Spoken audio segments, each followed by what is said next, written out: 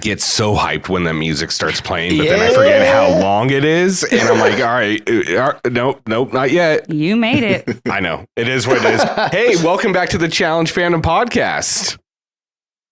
I'm Rick. This is Karina. Got Tony, Alexis, and then Alex Brizard. No, I'm joking here. Look, we have been waiting to hit record so we can talk about this episode. So I'm getting through the intro quick tonight. If you haven't listened, go back and find out other episodes. I did a whole intro for every one of us, but we need to get into this episode. Oh, we do, yeah. I will give all the props to everybody at the end and go tell you where you can find everyone. We'll explain why everyone is relevant to this show. But right now, it's challenge time.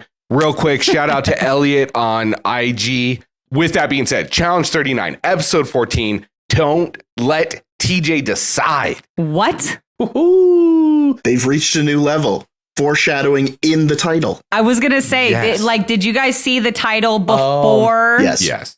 No, I didn't. Oops.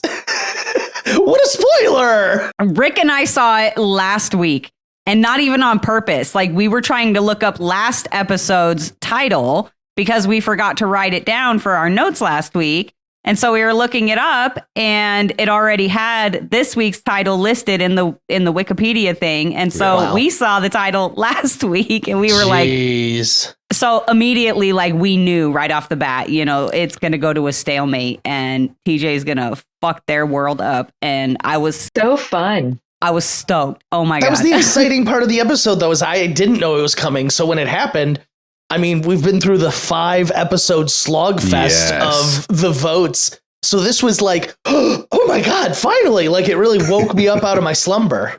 It was like, it's about time. It's about time. The preview showed CT like coming in with the mace, and I was like, I don't understand if they just give him the mace. I thought they because it's CT, because it's badass. Yeah, and then I saw the title, and I was like, oh, okay, so they stalemate, and then he's just like, you do it. Well, and that was my thing, because that, you know, we'd been talking about that all season, that we were like, oh, they probably just, you know, tell CT like, hey, look, you're the king. This is your arena. Pick whoever you want, except for the winners, you know. But we also assumed that the same thing would happen with Kara. And so when Kara showed up and she did not just have a mace in her hand, we were like, wait a minute. Are they really doing this for CT, or are they just teasing us with like promo shots? I thought it was all promo. I literally didn't think twice about it, if I'm being honest, every time I saw it. Oh my God. You know what? And I'm upset because I thought that too, and I know better. The challenge doesn't take additional shots. Okay, they film, and then whatever they get, commercial. Whatever they have. There's no B-roll here. We just fucking go. You're so right. Well, and here's the thing I realized, like, Karina posted like in challenge history on Instagram, and it was like, I don't know, however many years since the 17 years since the duel. The duel where Brad and CT we're going at it in the carabiner and the flag ripped. And I go, wow, it's a good reminder that productions always shit the bed. It's not a new thing. For real. Not new. So that was my first season of the challenge that I watched. I obviously didn't watch it live. That was the first one that someone introduced me to. Yeah. And obviously there's the foreshadowing in the season where it happens to someone, Beth, earlier in the season where she rips it and you're like, no way. But like, I have to tell you that stuff like that is what really sets the challenge apart from like other shows, in my opinion. Like, just the way TJ's like, no, man, you ripped it. Like, you're out. Like, it's so anticlimactic to like what's actually happening in the moment. And so I thought it was funny. Brad came last week, and then we get CT this week, and it was them all those years ago. It's like they knew. I don't think they did, but it's like they knew. Yeah, that honestly, like, and that was one of the questions that I was asking people when I posted the in challenge histories. It's like, do you think they knew? Like, did they pay attention to these dates the way weird fans like I do, you know, or was it just coincidence? And if so, that is a crazy coincidence. Yeah. I bet it was coincidence. It's coincidence because Bananas canceled no matter what he says. that's what really happened. Oh my gosh.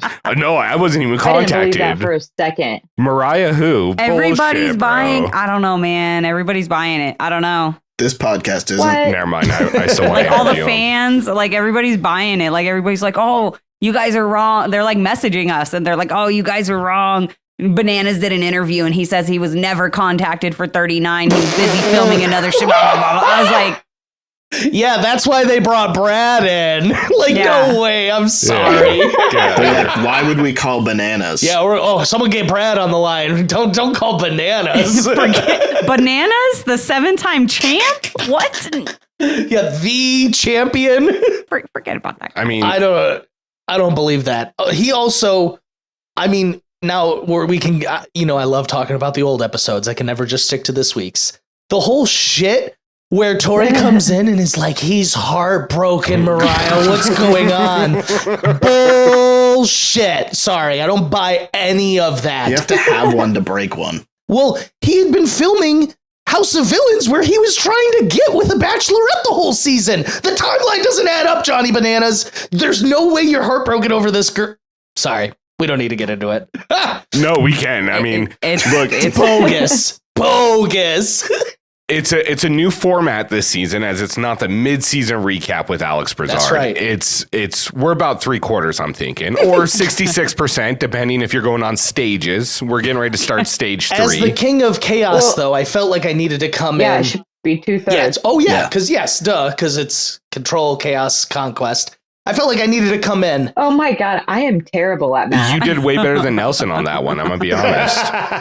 Shout out to Nelly T, though. Love him. Love him. Yeah, not mid-season, but this feels appropriate because also we've just had 4 or 5 episodes without an elimination, so it kind of was fortuitous that we actually picked this episode, honestly. Yeah. It's just I mean, I figured because we knew how many challengers or champs were coming in. I was like, well, based on the way this is going, unless they do a double recap or a double elimination, this is when we're going to happen. Let's recap these 2 stages, see how we feel about the show, and kind of go from there. Mm-hmm. Yeah. One thing I wanted to ask you overall, because I know the consensus on Twitter, as is every season that comes out of the challenge, is that this is the worst challenge that has ever been out in the last 10 years. At least they tune in every week. Okay, at least they said the last 10 years. I just want to point something out, though. Okay, so a few years ago, when we started the podcast, we started on Double Agent, right? Oh.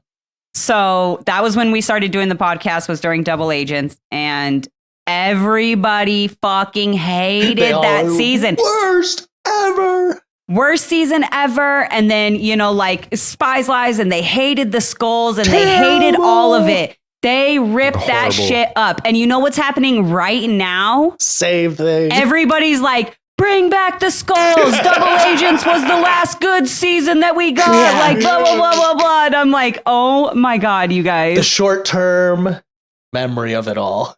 Yeah. Look, I don't care what anyone says. I think this is the best season since probably It's War not of the that Worlds bad. 2. I don't know about the best, but it's not that bad. It's not as bad as everybody's making If you it. take out the CT bias of him winning those 2, this is a far superior season compared to Double Agents and Spies Lies. It's not even close. Same with Total Madness. Not a good season. No. I got a lot of thoughts here. I think that people who are feeling this is a really not good, fun season of the challenge are totally fine and valid in that critique. That being said, there are a lot of things here that are really working in this season's favor. Yeah. One, every time I've come on this podcast, I've asked for something like, mix up the casting. So this is a nice shakeup to the casting. Sure, it has lost a little flavor with some of our all-time faves, but I feel like this is a really necessary building block.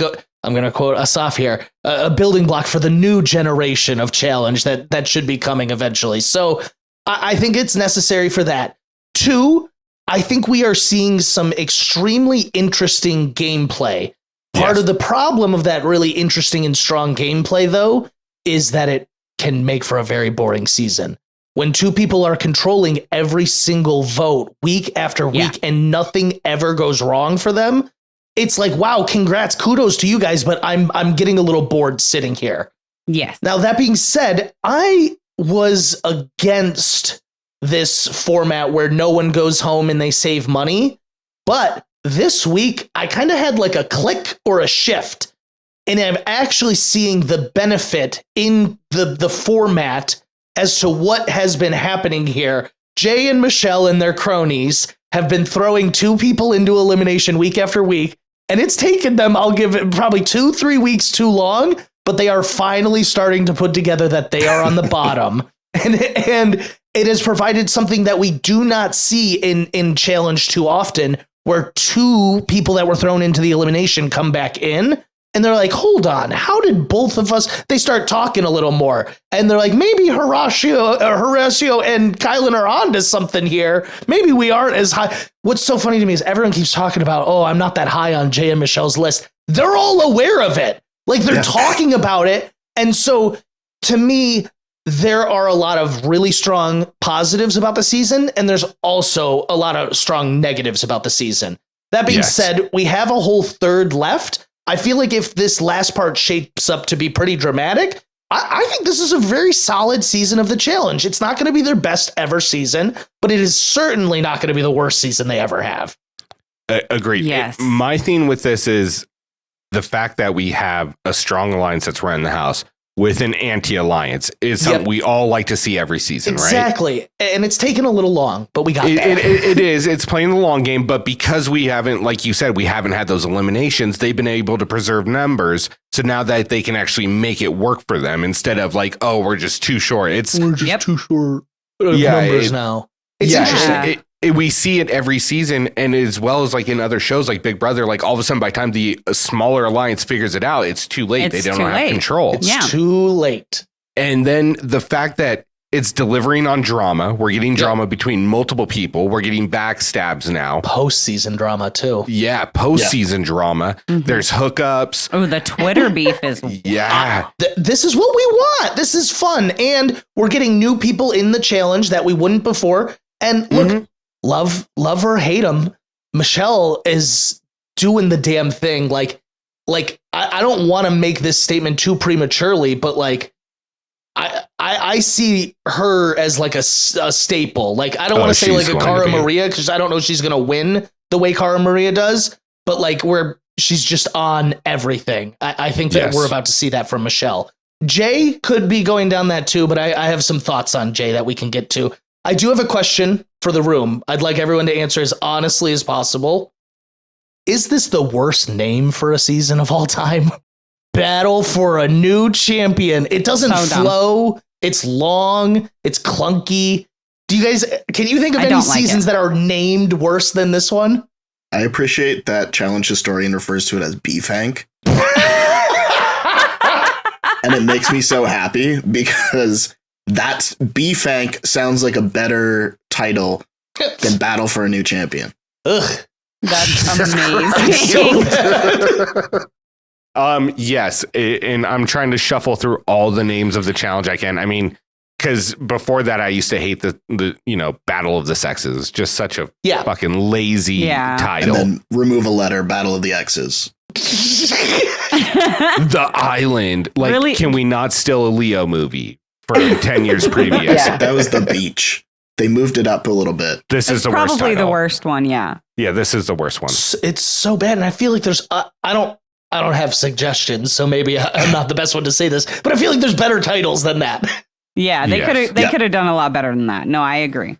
To your point, Alex, like with this season in particular and this group of people, just by nature of how the challenge works, if there were vets in the game, you never would have been able to see this gameplay from any of them because they would have been the first X number of people out of the house, and then it just would have been the vets again. Yeah. So you're actually getting to see the gameplay. They could have just called it New School. Yeah, that's way better. Like SKOOL. Yeah, make it hype. That's what all the Riz is what the kids are saying. Oh my God. For real. No cap. Gang. Gang. I looked all of that up on Urban Dictionary about 10 minutes before we came on. So, so another question I have kind of overarching on this is what did you think of them bringing the mercenaries in and then the eliminations that were picked for said mercenaries? Poor planning. Like it almost makes it feel like they did like a grab bag. Like, okay, who's going to come in for what elimination? I really like in the chaos portion that it could be back-to-back female days, back-to-back man days. Because I don't like when those motherfuckers get too comfortable. So that was really fun to me. I do hate that they kind of figured it out eventually, but it's It's fun for them not to know, which part of the reason this season's so interesting is we just had what I might consider the perfect format in the hopper.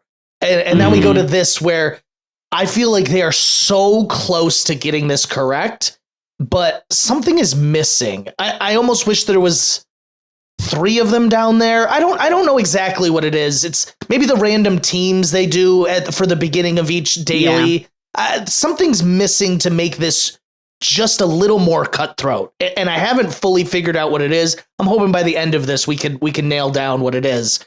But I think that bringing in the mercenaries is fun thematically.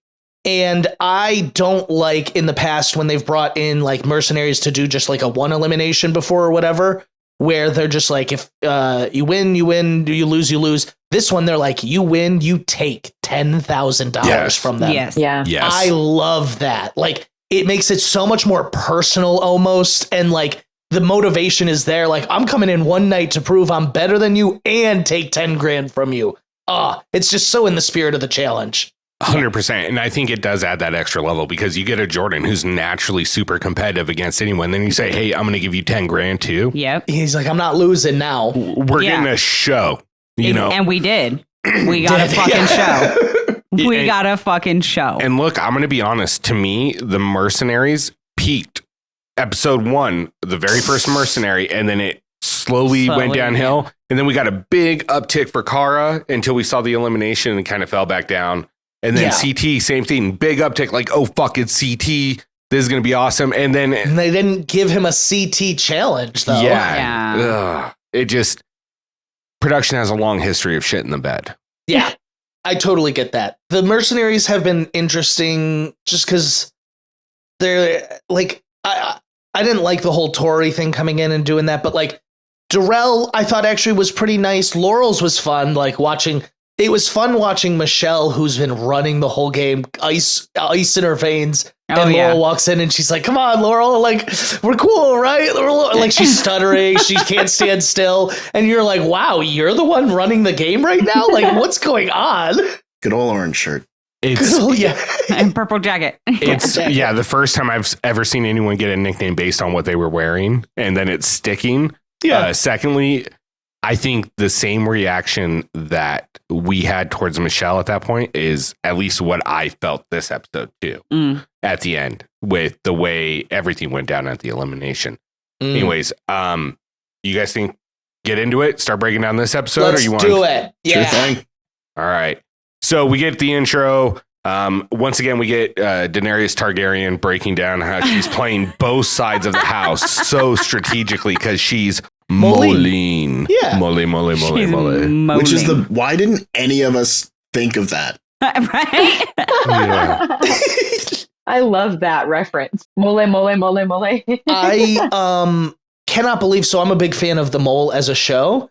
Yeah. And I cannot picture Colleen as the mole. And then I was like, oh, wait, that actually really fits into what the mole's trying to do. Yeah. Yeah. 100%. I was like, oh, wait. Oh, she got me. Right. I don't know. This moment for me was just like, I actually kind of like Colleen, to be honest with you guys. And so this moment for me where she was talking, I can't remember who she was talking to. But she was talking about how, she's like, oh, like Kylan and them will understand why I didn't end up voting their way because we were going to be the majority, whatever. And I was like, I'm not so sure they're going to understand, sweetheart. Like, so I'm just curious, like, what do you guys think about Colleen and like her position in the game right now and the way that she's approaching, like playing both of these alliances?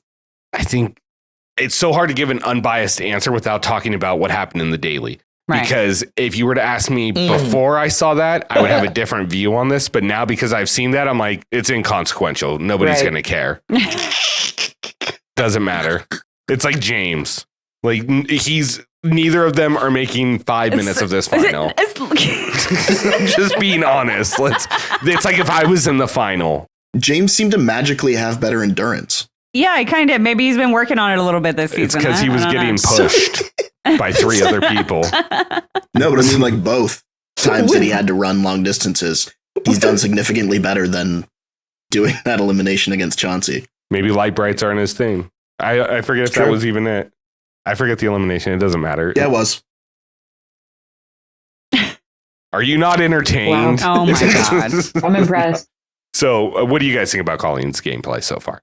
Honestly, I don't really think much about Colleen. I feel bad, but I don't know. Until this episode, and she was just like really, really featured. Yeah, it's like Kenny in Ride or Dies. She's gotten an uptick here in the last couple episodes, but I think what is interesting about Colleen is I really want to like her. So I think she is playing the game how she best knows how.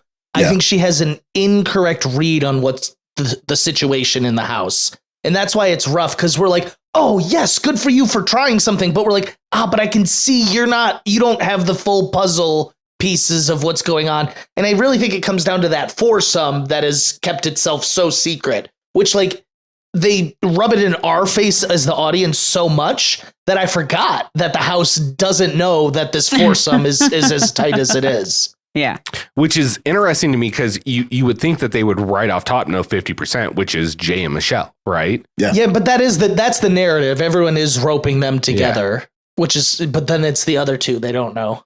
Yeah, it's Nerys is the one that I bet will blindside people after the season. Like, actually, people were pretty shocked about Asaf here. Yeah. People are going to be like, Nerys, what? What do you do? What are you talking about? That's random. Yeah.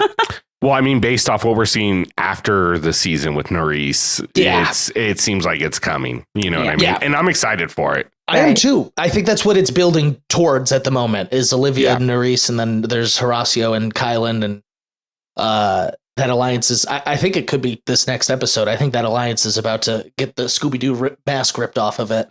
Ruh-roh. And I think future seasons will be better for it. Oh, 100%. Well, you know what? As long as it doesn't create another vacation alliance, unless we get competing vacation alliances. That's the only way that works. So it would be vacation versus staycation. Ooh, give me. That'd be fun. Depends on whose staycation. They would end up calling it new school versus old school. And we'd be fine with that. I was trying to rope in Stay Loco. That was probably the easiest connection. Stay loco. So the next person I'm going to bring up, because he's conversing about his gameplay, and I want your guys' opinion, is Asaf, who claims that he's running both sides, running the show. Everybody's telling him all. So do you guys think he's the puppet master he's portraying himself to be?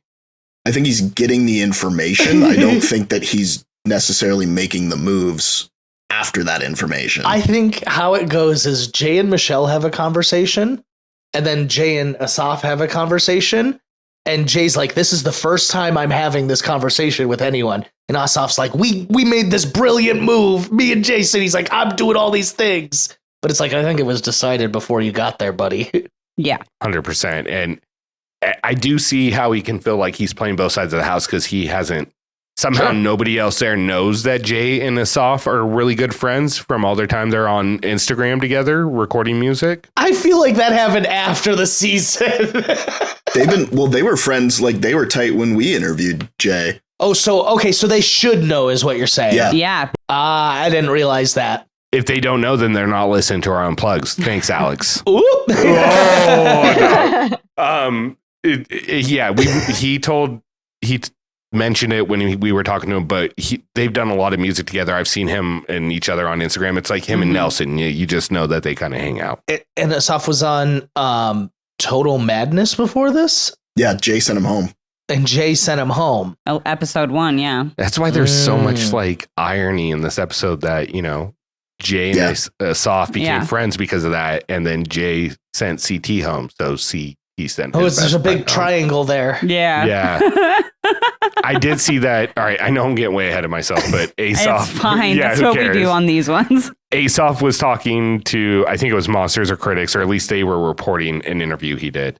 And he mentioned that, you know, he was really happy to be going against CT, but he wanted to go against him in like a hall brawl. That was my initial reaction too. I was like, oh, What? okay. I commend his optimism. Yes, his heart. His heart. You said it way better than I could have. He took being pulled in on the chin. He wasn't. Yep. He wasn't whiny about it like other people were whiny about it. That's true. Oh my 100%. God. Yeah. I mean, even Jay was more whiny than Aesop. That's what I was hinting at. Jay was way more whiny than Aesop was. Aesop was like, I'm ready, let's do it. Jay's like, no, not me. not him. Not me, but definitely not him either. Come Right. on, Not in guys. my crew unless I choose him all first. these people, not them. That's what happens when you keep James safe for this long. He's playing a CT game. He's going to... I'm just saying. Mm-hmm. This is the Kellyanne and Tristan situation all over again. What's really interesting about this format, because we've had now, it was I'm pretty sure it was 4 episodes, no eliminations. We have, so that's 8 people that got sent down into the ring that are all still in the game. And it really leaves this last last third. We did that math already. It really leaves it kind of wide open, in my opinion. Like, there are a lot of people I think can win this right now. Yeah. I have no idea. Yeah.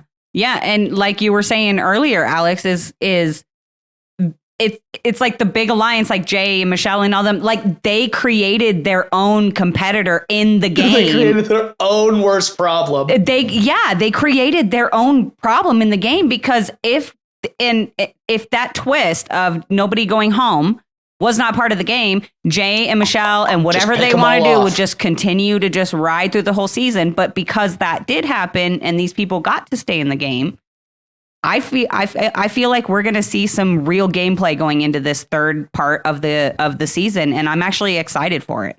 How many people are we going to have to lose here, you guys think, in how many episodes? They got to do a purge or something, because We've got 15. Yeah, there's 15 left. 15 now, yeah. There was 16 at the start of this episode. There's been 16 at the start of the last 4 episodes.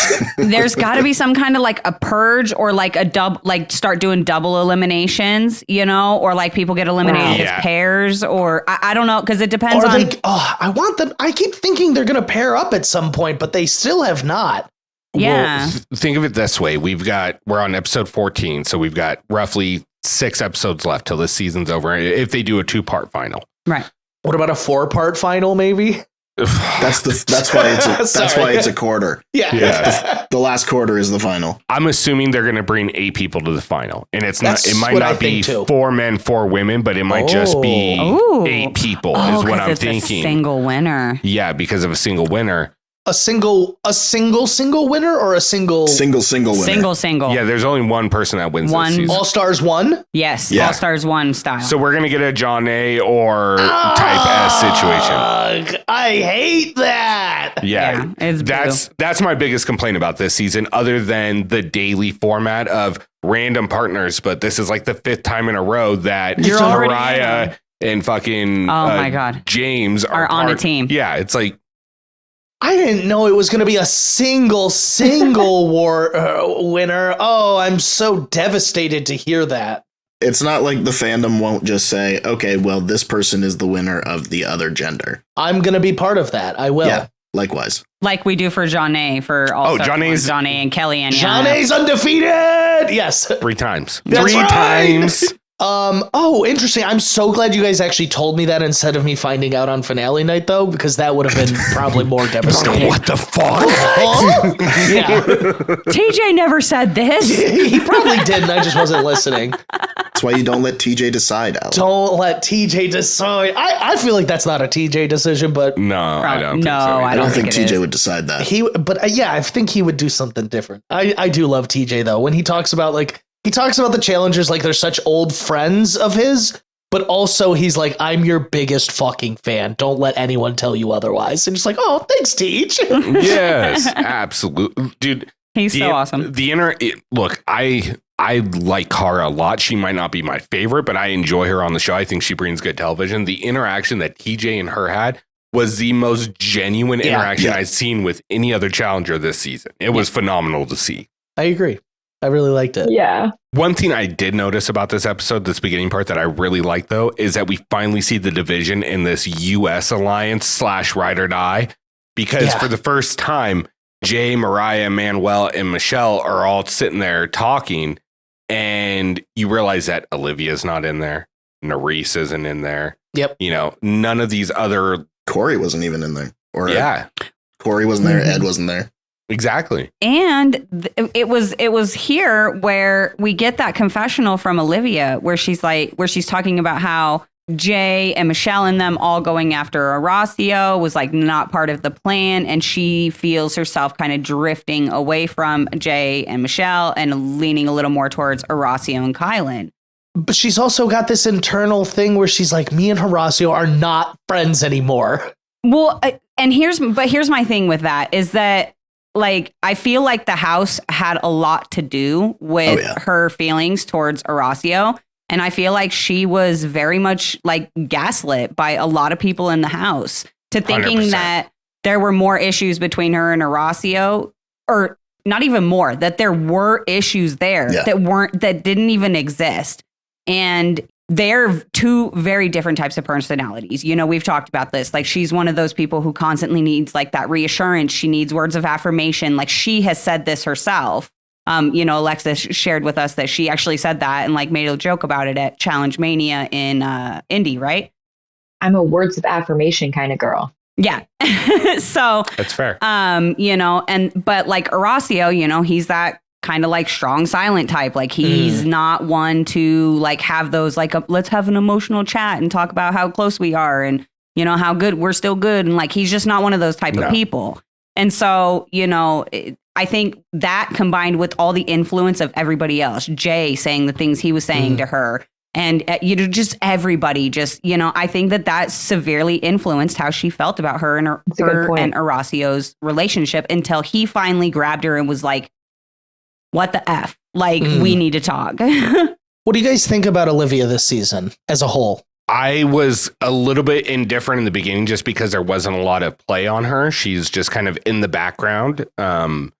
And then at first, when this whole interaction about Horacio and her not understanding what was going on and all that, I got into it with Karina because I heavily went to Horacio's side, where it's like, if you don't explain to Horacio what's going on, he's not going to have that communication. He's just that kind of guy. And, you know, and Karina's right. Olivia has the right to feel the way she felt as well because she needs that affirmation. But unless they open up lines of communication, it was never going to work. Once I start factoring in how I feel about Jay and the conversations that we saw, now I'm not saying that this didn't happen with other people. And from what I've heard, it did happen with other people telling her similar things. They gaslit the fuck out of her to get a number.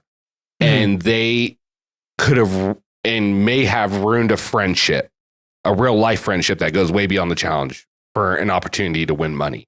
And while all is fair in love, war, and the challenge, I've always said is all is fair in love, war, and challenges. and to bananas it is. But, you know, to me, it's crossing a certain line. Like, I wouldn't want to go out and destroy someone else's relationship with somebody to win money. Yeah. Like, I'd feel like an asshole. I'll lie to somebody about what I'm doing, but I'm not going to lie to you about somebody else. I think the problem comes to me. So yeah, the gaslighting is in games is quite something that happens quite often. I think where the line gets drawn is after the show ends, the cameras stop and it goes over. Can one person be like, "Hey, I lied to you to play the game differently." Right. Yeah. It's where they double down on that story after that. They're like, no, this was true. Where then that's the gaslighting. Like, lying is part of the game. That's fine, but you got to be able to own it after the game's over. 100%. And so, and you know, all of this is talked about as far as what we're seeing right now and what we're seeing online. We don't know the full story until we get the reunion. They seem very upset with each other. All of them online. Oh, yeah. Is that the vibe y'all are getting? I mean, Nerys basically called Jay a bitch on Twitter, like verbatim. Yeah, Jay's a they're bitch. not friends anymore. I'm surprised she didn't call him that last night on the episode. Yeah. We're going to get into that because I think there's a whole lot more into it in the elimination that we need to get into. But I did want to. Oh, I'm sorry. I did want to ask, what was everyone's opinion on this daily, the mini final? I liked it. I liked that there was enough of variation that the first team ended up in last place by a certain point, and the last place ended up in first by the time they got to a different checkpoint. There was enough of a variation that it was going to favor different teams throughout the whole challenge. people need to stop giving Michelle this puzzle. She's done it and won it 3 times. Yeah. Power to her. This is Michelle's first daily win of the season, though. That's a lot of time between now and then. Yeah. Wow. Yeah. I watched it. I double checked it because I was like, I think she did say that. because Yeah. she's had so much power and control over the game and she's making almost none of the decisions. That's actually crazy to think that's about. wild. Yeah. I'm telling you, we can get into it, but she's been really impressing me. Yeah. Yeah. 100%. Which from last season, I thought she played US2 pretty poorly, honestly. Oh, yeah. And she's really impressed me this season. I mean, there is a reason why she got a call for Battle for a New Champion before US2 was done. Mm. They were aware that's she was true. not winning. I think Michelle's really good when she thinks she's the best person in the room. Yeah. Once she knows that somebody else is better than her is when the facade goes away really Right. quick. We saw it with Laurel. Yeah, she's got a lot Yeah. of swag to her this season, though. Yeah. She does. She does. She does. Yeah, but it's a little different when the whole cast is people who might be less experienced than her. That's a lot of true, people, too. it's like technically their rookie season because they went out like a couple episodes into their first one. Yeah, Right. Ace off, it's his rookie season, 100%. But Yeah. and that's my thing is with Michelle though is would she still be playing the game this way if there was a Tori or a Laurel? Not a Laurel. Laurel's a bad example because she'll piss her She pants does. every day. Sure. Yeah, I get what you're saying, though. Like, But like a Tori, a Casey, a Cam, she's Right. not playing this type of game. And I think, Very different. but with that being said, No. she reads the room very well. She understands very much how we said Colleen doesn't play with all the puzzles. Mm. Michelle has every single puzzle and knows where it's at about 95% of the time. yeah. You know, and it's impressive to watch, in my opinion. I'm a big Survivor Michelle fan. And then she came over to the challenge and I was like, ooh, maybe I don't tell people that I love her so much. But I think she's really on an upswing. I think maybe there was a bit of a learning curve. And dare I say, I think she's going to be a force to reckon with come these next couple seasons. She's gotten better each outing. Yes. Yeah, I agree 100%. with that. And I think she's definitely, first of all, I agree with you. Like, I think she's going to be a face. She's going to be the face. She's going to be, She's what Josh wants to do. 100%. And I do think that she is learning. I think her game improves every time that she comes back. I think that right now, like her biggest thing that she's going to struggle with is she has to better learn how to manage her alliances. She can't be friends with everybody in the house 100%. because That's the Survivor strategy. Yeah. but it doesn't work in the challenge, You because need people that you're targeting. exactly. You need people that you're targeting, you need people as shields. Like there's all kinds of different ways to use these people, and I get it. Like she's just like such a fun, bubbly, wants to be friends with everybody kind of person. And so I get that, but and she's great at making friends, but it just doesn't work for the game. But I think that if she could learn how to better manage all of these people that she's trying to juggle, Yes. like she could genuinely make it to a final and be a champion. So Yeah. say Yeah. season 40 has like a fourth of these people on the cast and Michelle's there. I think a good portion of them are like, yeah, I'm working with Michelle this time, even though she's like fucked over basically all of them. That's what I guess that's where the next test will come is we got to see the follow up to this. Because Horacio did bring up a great point. He's like, the reason Jay and Michelle are scared of the vets is because the way they play the game is not sustainable for many outings. Yeah, because they're still playing Survivor mindset Exactly. of like, Yeah. you can make those connections and then ditch them as you need to. And I actually wrote that in my notes as well. Like, we're at a point now where the fact that you had a large alliance to begin with is now to your detriment because you have to cannibalize the alliance now probably 50% of the time. Yeah. Because the people that you want to target are going to win off and on. And then you're going to have to take shots at the people that you were close to. Now, granted, they still have to lose to go home. But it's going to be an uphill battle for the people who have larger alliances. And that's why I said it's like the Kellyanne and Tristan thing where I got really mad that they were getting thrown in and then realized that they were actually the only eligible team to go in based on the alliances that were pre-existing. Well, so here's my biggest issue with Michelle is, yes, she might be playing for each individual season as its own. Like she doesn't think she's not playing for a long-term game. Right. Which is a mistake for her. Because she is going to become a long-term player based on everything because she makes great TV. point blank. There's not one thing I can say about Michelle's ability for reality TV that is negative. She makes great television. Oh, yeah. It's going to hurt her in the next couple outings. So, Here's the problem. Even if 25% of this house is on 40, that leaves 75% of the house that sat at home and watched this season play out. And she's fucking toast. Especially if there's rumors out there of who's going to be on 40, especially after this episode. She's not going to last long unless she's partnered with a badass. Let's see it. I can't wait. Yeah. That'll be a real a testament of her, because it's fun to come in here and corral all of JV together and be like, I'm the best one here, but let's put on the varsity jacket and see where it goes. 100%. That's the best example.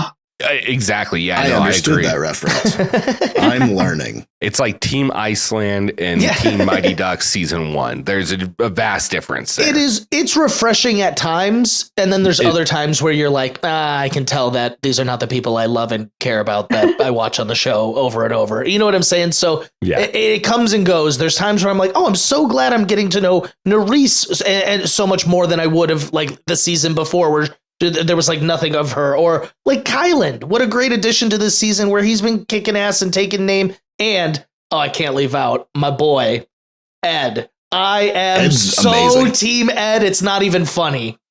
Yeah. I do really like Ed. Getting back real quick, I like the mini final, but it was too simplistic, and they should have told us the distance. When they don't say, hey, you have to run 2.5 miles to every fucking checkpoint, there's no idea of how far they're actually going unless they said that and I completely missed it. So to me, they could have ran 100 yards to checkpoint 1, checkpoint 2, and that's not a mini final. That's How hard would it be just to put one of the maps from back in the day, like a map with the little points, and you just follow them as they go?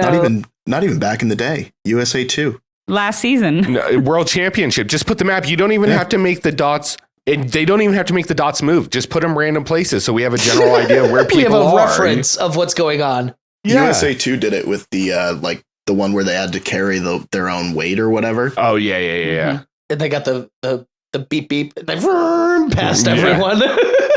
Most bullshit final I've ever seen crazy. in my life. Oh my god. I agree to some extent, but I loved them passing each other in that dune buggy. That was such a great moment for me. I'm not gonna lie. It was good. It was awesome to watch. Yeah, it was funny. Especially with bananas. Total cheese. Yeah, when he passed bananas and he honked, I was like, this is the best thing that's ever happened to me. But otherwise, no, I'm not a fan of this one. I mean, that's what I was saying. The fine. checkpoints, why? What if it's a mini final? So what now? All the mini finals are just running and these little puzzles. Where's the eating station? Where's the? I was glad there's no eating. Why are they all just? I agree. It was very rinse repeat. It felt like a daily. It did not feel like a mini final. Yeah. Yes. I guess I liked it as a daily. I didn't like it as a mini final. It was a great daily. It was a fine mini final. Yeah, it was. Yeah, but the fact that you couldn't tell who was going to win from the beginning. The suspense, which I liked. I always like in a challenge where the front runner changes, which is always nice. Do you guys think there would be a big difference of feel in this season if every time they broke off into these daily teams, someone had to, they had captains or someone had to pick them? Yes, I think it makes it better. Like schoolyard pick every time. I think the alliance gets exposed so much sooner, and I think it makes this season way more explosive. And I just think that is the essence of these social strategy games. Make them make the decision. I don't like just the random, you're already in your teams, look at that. Yeah. Especially if last place captain goes in. Yeah. Ooh. Yes. Oh, brilliant. That would be awesome. That's a sauce right there. That would be cool too if they did because they are saying battle for a new champion, if they pulled elements from old school seasons. So you have the captain who goes in and you have those elements that the people who are now champions played through. Right. I think that would be a really cool season, sort of like a Survivor Ghost Island sort of thing where they pull elements through. Mm-hmm. Just make them run every final from season 1 through 38, and whoever the last person left after each one gets kicked, and then final one is done. Oh my gosh. I like it. No, I just think, like I said, there is like one or two things you change about this season. And I think it's like in the conversation of people are like, this is awesome. Like, we need to do more of this. Like, it's just these small things like the random teams. Also, this is the bad name, but I can't stand the orange jerseys. I think the other one looks fine, but I think it is one of the worst orange colors I've ever seen in my life. I had to get that out there. When they put Kylan in it by himself, and then he's like, all these people have voted for me. Kylan's the only one wearing one anymore, I feel like. He's the only one wearing the orange one. I think Horacio might too. There's a good reason for it, though. But can I just say that's what really grinds my gears? It's not the color. It's the fact that it's not evenly, like half the people are wearing this, half the people are wearing... Is there something I'm missing with that? What do you guys mean? What's the reason? First of all, I think they just get to pick their outfits. Like, they have a whole collection and they get to pick their outfits. Well, Kylan said the reason he picks the orange one is that his mom's favorite color is orange, and everybody makes fun of him for picking the orange one. I'm the asshole. Way to be a Okay, dick, Alex. No. I actually really like the color combo. I thought they looked good. I don't mind the orange. It doesn't bother me. Especially on Kylan. I think it looks good on Kylan. Like, it looks good on some of them, but... I can be the only one that dislikes it. I just had to get it out there. I just think it is so out of place for the challenge, it feels like to me. You're not the only one. Everybody else in gray doesn't help. Yeah, I guess, maybe that's what it is the orange and the gray. I don't know. It's like such a stark contrast. It's because there's 14 people in gray and 2 people in orange. That's what it is. I think that might be it. I think that could be it too. Yeah, or just like... Because I didn't think about it till these last couple episodes where I was like, what is with this orange? So you're right. When everyone was when there was more of them wearing it, I didn't question it as much. All right. Another question for the room. Do we think instead of these mercenaries coming in, what about we go back to Big Brother 14? You bring in challengers to be coaches and they pick teams. And if their team ends up winning, that coach gets money too. Yes. Yeah. I think that makes this so much more exciting too. It would be so fun. It would be so awesome. Yeah, especially if like fucking you get legends to coach the team. I mean, they got legends to come in and do this, but yeah, it is a bit different to ask them to go stay there. But yeah, I just, like I said, I feel like this season is so close to being great. So I feel like that's why I'm thinking of all these ideas of like ways you could change it. Every time I watch this and I think about how much I like it, it's that meme from Star Wars. We were this close to greatness, this close. That's how it feels. No, I totally get that. Because I'm having a lot of fun, but I'll leave the episode being like, all right. But like during it, I'm having a great time. Okay, so I'm going to kind of preface what I'm leading into with the end of this daily, which is Kylan's team wins, but he's on a team with Michelle, Mariah, and James, right? Yeah. And there was a deal before the daily happened that if they won, you know, and he didn't throw it to make sure they lost, they would not put in Horacio, which they did not honor that deal. They did not honor that deal. They put in Horacio anyways. Olivia gets really pissed off, but Kylan is right to let them do this. And he explains it, which is not only are because of those people in the alliance win, they don't get a vote. And also taking Horacio off the House vote means they have to expose their fucking alliance. Yeah. Yep. It's why you need people from Survivor and Big Brother to think these things out. I'll give Ed some credit later on too, because I'm not going to name names, but you get these people from some of these shows that are like, I'm just here to win and I'm going to do that. There is a voting element to the game. Like, I am okay if you want to focus strictly on the physical. You cannot ignore votes. And I think this episode is a textbook reason why for so many reasons. Yep. 100%. 100%. And with Kylan too, this, like the way that he explains it, the way that he handles it, this is how you balance friendship and the game simultaneously, because he says, like, he lays it all out. But at the same time, you can tell Horacio doesn't feel the same way about it that he's felt about past times that he's been voted in. 100%. He was upset about this one. Oh, yeah. You know what, though? Kylan's been down there and won 3 times. Horacio's been down there none. He's got voted in, but he has not done an elimination. Right. Yeah, he seemed pissed he didn't get to go against Brad last week. Yeah. Well, if you're going to do one, I think that's the one you want to do. Sorry, Brad. I love you, but Kylan and Horacio have that fucking Goku mentality where they want the best. Like, here, let me give you a Senzu bean so you're at full health, and then fight my 10-year-old son. I'll wait till you're ready. Yeah. 5 I episodes. mean, wait till you power up for 5 episodes. I'm so dead. They totally do. But it's created a really fun dynamic. It feels very old school challenge at times, but they're trying to decorate it as this new school challenge. But you got like Horacio and Kylan, they're like, we'll win for the team. We'll keep the money. We don't care about your stinking alliance. And the alliance that's like, we're going to keep doing what we're doing. You know what it really reminds me of? And I'll probably catch shit for this one. It reminds me of Rivals 1 with Kenny and Wes and Bananas and Tyler, and then CT and fucking Adam. It totally feels that way. Except CT and Adam didn't really like each other through that whole season, where Horacio and Kylan are friends. CT wanted to be his friend.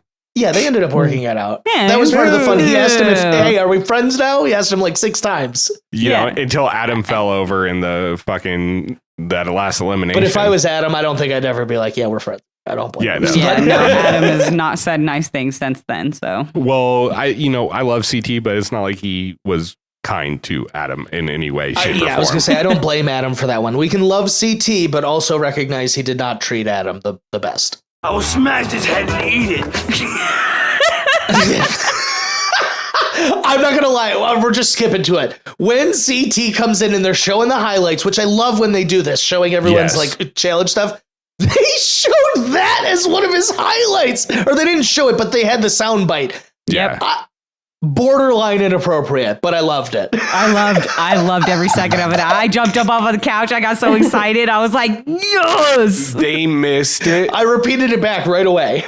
But they missed the bag not showing that Rivals 1 elimination where he takes out Tyler and Bananas in one shot. Like that. I know Bananas backpack and all that, but that Lock, load, explode. That's right. And then concussion. It is great to see him back, though, but I know I'm skipping ahead. But so it does feel like that, though. It feels like, and CT kind of even alludes to that with Horacio. He's like, it feels like you're kind of getting the rep that I used to get. And what a perfect person to come in and get chaos. It's the same situation as when Kara came in and Raven and it was Raven and Colleen or Zara. I can't remember, but it was Zara. Yeah. Oh, it was Zara? I can't remember. No. It was Colleen. Zara was the week before. Sorry. I told you I watched 3 episodes this week in one. That's okay. They're all flowing into one for me too. Like this season, just in case anybody has forgot, this season started in October of 2023. So. And the rough and we're literally like we just got through chaos, which is wild because we're in the 3rd month of January already. That is crazy though. And look, I love the challenge as much as the fandom does. But give me one less season a year. Like I just one less, and I think we'll all be happy. Yes, I look, and that's the thing. I like that we have more than just one a year because I remember when we only had one fucking season a year, and that shit sucked to just sit and wait all year. And it sucked. 2's good. Give us 2 a year. Okay, we don't need 5. Like 2, give us a nice break in the middle, 1 in the beginning, give us like a couple months and then 1 at the end, you know? Maybe 2 and 1 on streaming. That's fine. I don't need 4 or 5. Yeah, we don't need like 2 flagships. It was constantly going all last year, I think. I genuinely think there was like maybe a couple weeks of breaks. We got a 6-week break where we did those debates of like Mount Rushmore. That's right. But otherwise, it was Ride or Dies. Yep. It was Worlds, USA 2, and then this. Yeah. That's crazy. Boom, boom. Like, because I'm looking right now, I'm trying to remember when did we do the recap of Ride or Dies. Oh, well, it's been a while. Yeah, it's been a long time. It's crazy. Seasons are blending. They're all one together now. But that's why this is good, is this one will stand out. People are going to remember this season because it's not like any of the other seasons around it. Yeah. So little idea. There's a rumor that very quickly after this ends, we're getting All Stars 4. Yeah. And if that plays out the way that based on what I've seen of the cast that's going to be on there, it's going to be a phenomenal season. Oh, I'm excited. If the rumors are right on who they're casting for season 40 right now, it's going to be a very eclectic mix of people, Wow. and it could create a very good season. Depending on how they run the format. As long as production doesn't fuck it up. Format is king, as I think we learned this last year. Yeah. And this might be a trilogy of 3 really great seasons that lead us into hopefully maybe a new era of the challenge, maybe on MTV, New but probably on generation. CBS. It's a new generation. It is. Full circle. How many times did he say that? He said it so many times. And then Corey had a couple in there. Corey had a couple in there too. It's rubbing off on all of them. But it's fun they have that mentality. I don't like that they repeat it every other episode, but I do like that that's the mentality they have. They're like, 100%. if I want to win, I got to go in there and prove I can win. Yeah. Well, most of them are thinking that way. So yeah. I think it's interesting that they keep bringing in the new school, and I think that's going to play out into something in the future. I think it really is. I think it's, like I said, a foundation, a building block. 100%. I have a quick question, just Okay. really quick, just because I have to notate this moment. But after the daily and everything like that, obviously they send in Horacio, whatever. Nerese talks to James and she's like confronting him. Did anyone else catch when he's like, oh, well, or he's a threat to me, whatever. Did anyone else catch her turning to him and saying, James, everyone is a threat to you? I didn't hear her say to you. I heard everyone's a threat. Everyone can beat anyone at this point. No, it was more targeted. I heard her say, that's what my closed caption said was, everyone's a threat to you. And so if that's really what she said, I was like, ooh, I like her. I think these new players are here to play. They are. Like Nerese is another one I want to see. I want to see her Me come too. back, and she's one. I don't think she's winning this season. Next 5 whatever seasons wouldn't surprise me if she ended up winning one. Not at all. I agree. I really liked that moment too, with her and James and them going back and forth, and then Horacio kind of stepping in. Dude, she's not afraid to call people out. Yeah. Look, Yeah. Horacio never has to send his order back, ever. No. Maurice has got that covered. Yeah, and somebody must have heard you say that before, because now there's tons of memes out there now. They said it on the official, by the way. Yeah. You're welcome, MTV. That's so funny. I just really like they're getting to that boiling point, the breaking point, where Nerese, even with this secret alliance of 4, is not hiding. Like, what the fuck are you doing, James? Like, come on, James. Yeah, get it together. How are you from England and you can't speak English? Oh man, him and Zara, like, I like both of them, but man, their confessionals, I'm like, you don't know what's going on in this game right now. Absolutely not. No. Real quick, one of my favorite parts about the daily is when the team, Jay's team, thought they won. Like, And Jay's like, 2 fucking mini finals in a row, bitches. And Oh my God, I know, right? And then TJ's like, that's wrong. and he goes, that is wrong. Jay instantly starts shitting his pants. One survivor thought they won. Other survivor wins. Oh, it is good. Quickly humbled. God, I love it so This much. was a humbling episode for him. Yeah. It was, yeah. And you know what? I think you guys are going to love this ad from Spotify for podcasters.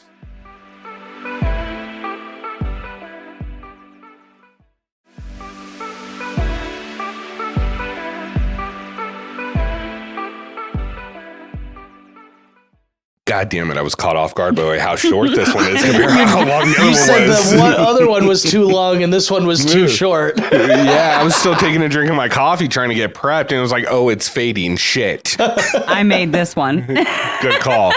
Hey, so welcome funny. back.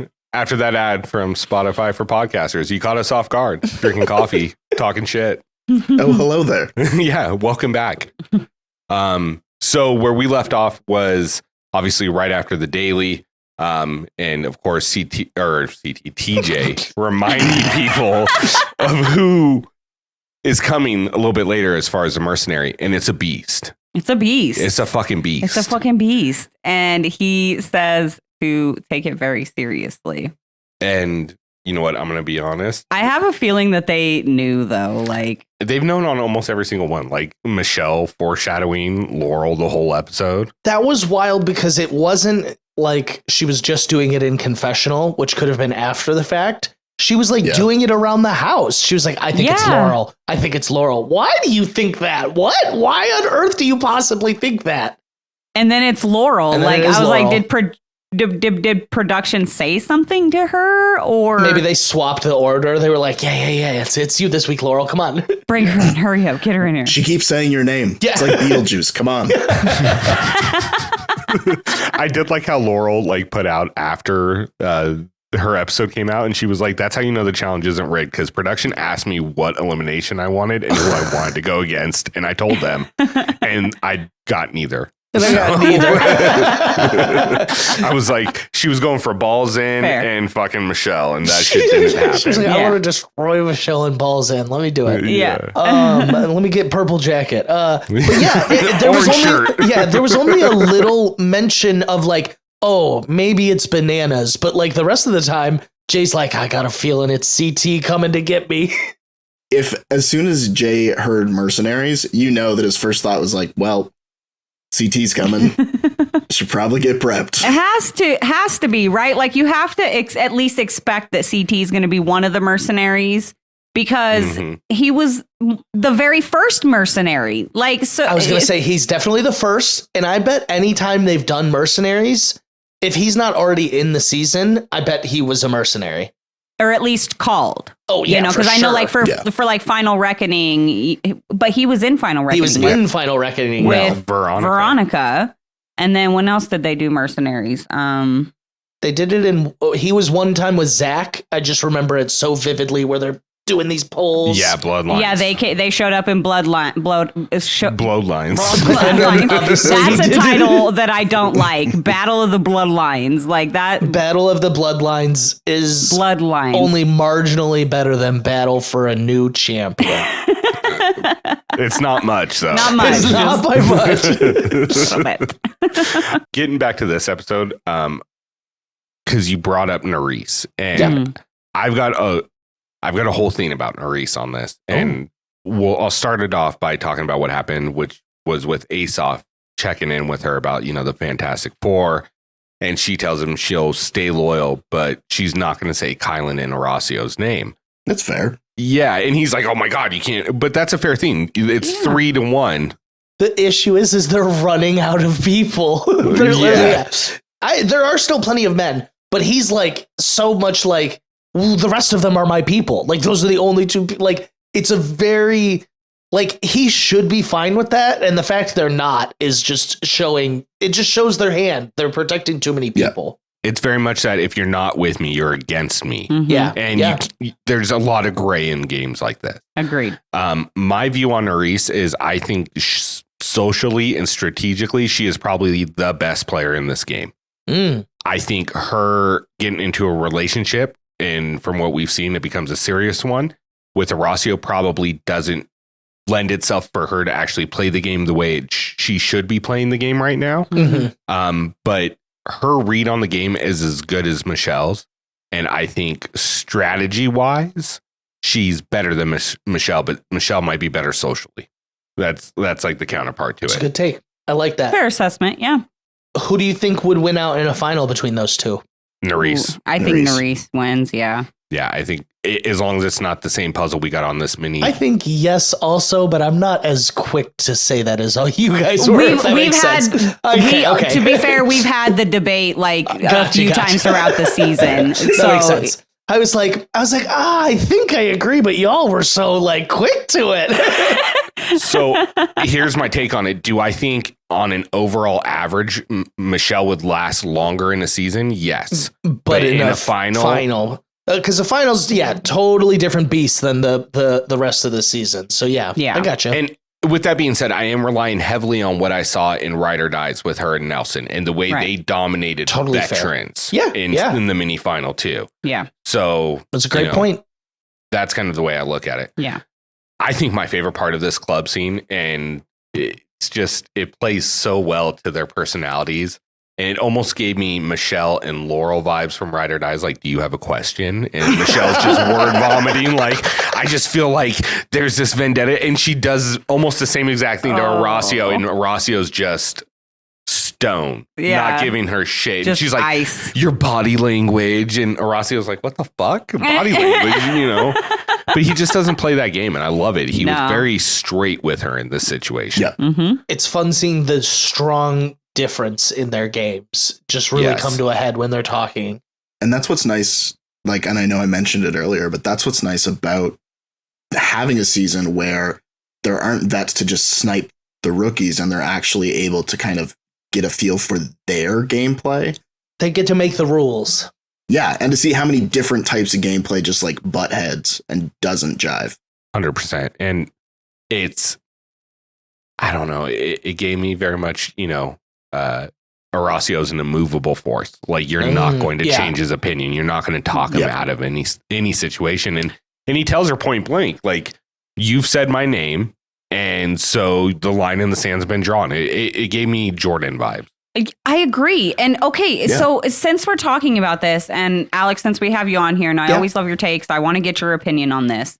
Everything all over Twitter leading up to 39 and even now through 39, everybody's like, Horacio doesn't have a voice and he doesn't he just goes with the flow and blah, blah, blah. And I feel like he's literally been doing the complete opposite of that, like almost all season from episode 1, where he was the only person who voted against the majority. So I'm just curious, how you feel about that aspect of Horacio's game. I really enjoy that in the challenge, you can let your game, like your social game, speak for itself. You could make it to a final without ever seeing an elim, or you can rest on your laurels, no pun intended, and be like, throw me in. I'll win any elimination you put me in. If that's what your game is going to be, I know where you stand, and I'm not going to let anything you say sway me one way or another. And I think the Jordan comparison actually is brilliant. It's not one I had seen, but get this man in 5 seasons and he will have confidence very similar to Jordan, because I don't know there's many people that could beat him in an elimination. I don't know that there's many people that could beat him in a final. He is very equipped for this game. And I think that if he starts off on good footing voting wise in a season, he's going to be a very big threat in whatever season he's in. 100%. So I like it. I don't think it is illegitimate or bad gameplay. I don't think he's not saying enough, like sometimes the narrative around the house seems to go, because I think he's like, I'll let my actions speak for myself. And if I tell you something, I don't need to say it every other day to you to reassure you. If I say it, that's what I mean. Yes. Right. And I'll tell you if it changes. And if something changes, I will let you know. Yeah. I feel like he's and I don't want to keep using rookie because he's not like a rookie, but I think he is the newer player that the vets will roll into their numbers, into their crew. Yeah, they're going to want to work with him. Yeah. And because he also doesn't make for a messy social game. He's very direct. He usually rides with 2 to 3 people, and then those are his people. And he's just cool, I'll go in when I have to go in and I'll protect them when I have to protect them. But this is how I'm playing. And I think that will lend itself really well to a season like season 40. If there's going to be a huge mixed bag of people, that's sort of an ideal situation for someone like Horacio. I think the dynamic between the dynamic duo, if you will, of Kylan and Horacio is a very difficult one to get out of a house. Yeah. Because they cover both sides. I do worry that in this particular situation, with how the votes and everything have shooken out, without Kylan, I do worry Horacio would be in way more trouble than he is right now.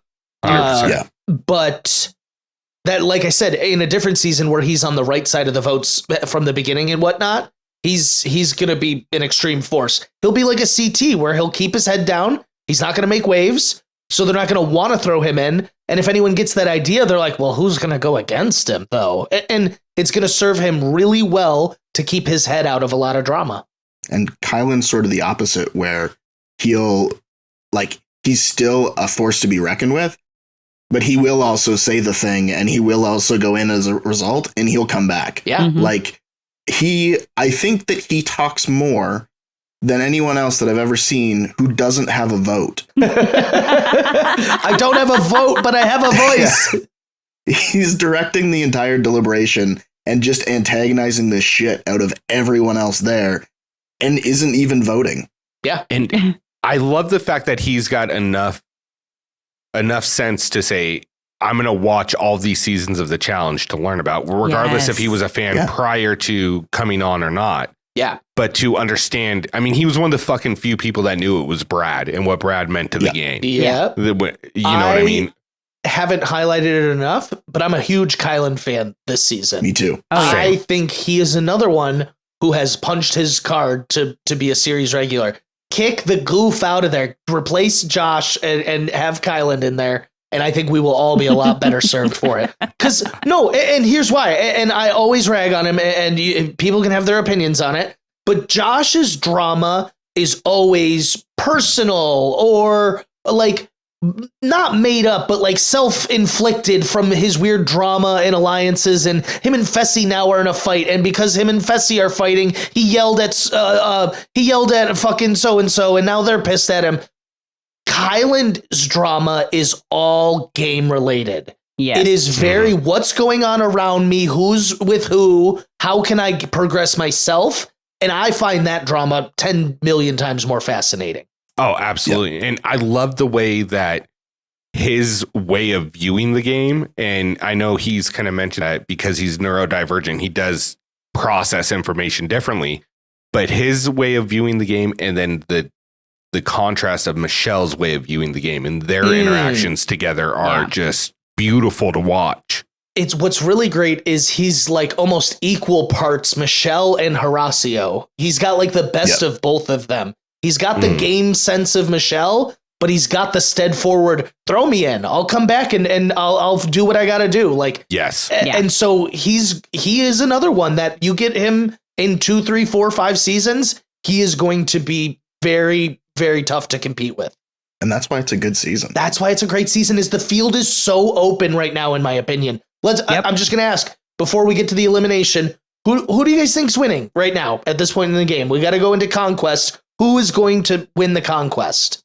Jeez. So if I'm going strictly on like who I can think win a final, I can't just eliminate a whole sex, right? Because even though there's one winner, to me, I'm going to have an asterisk where whichever sex gets second is still the winner. And I feel the same way about Vendettas. We can go each sex then. Let's make it easier. A man and a woman. For the men, it's down to the three of, I think it's Kylan, Horacio, or Emmanuel. Emmanuel's playing such a disguised game. Oh my God, we haven't even talked. I don't think we've said his name once this episode. Yeah. I think I mentioned he was in a room and that was it. But he is. Has he even been in an elimination? I don't think he's seen an elimination, which is probably not smart for them.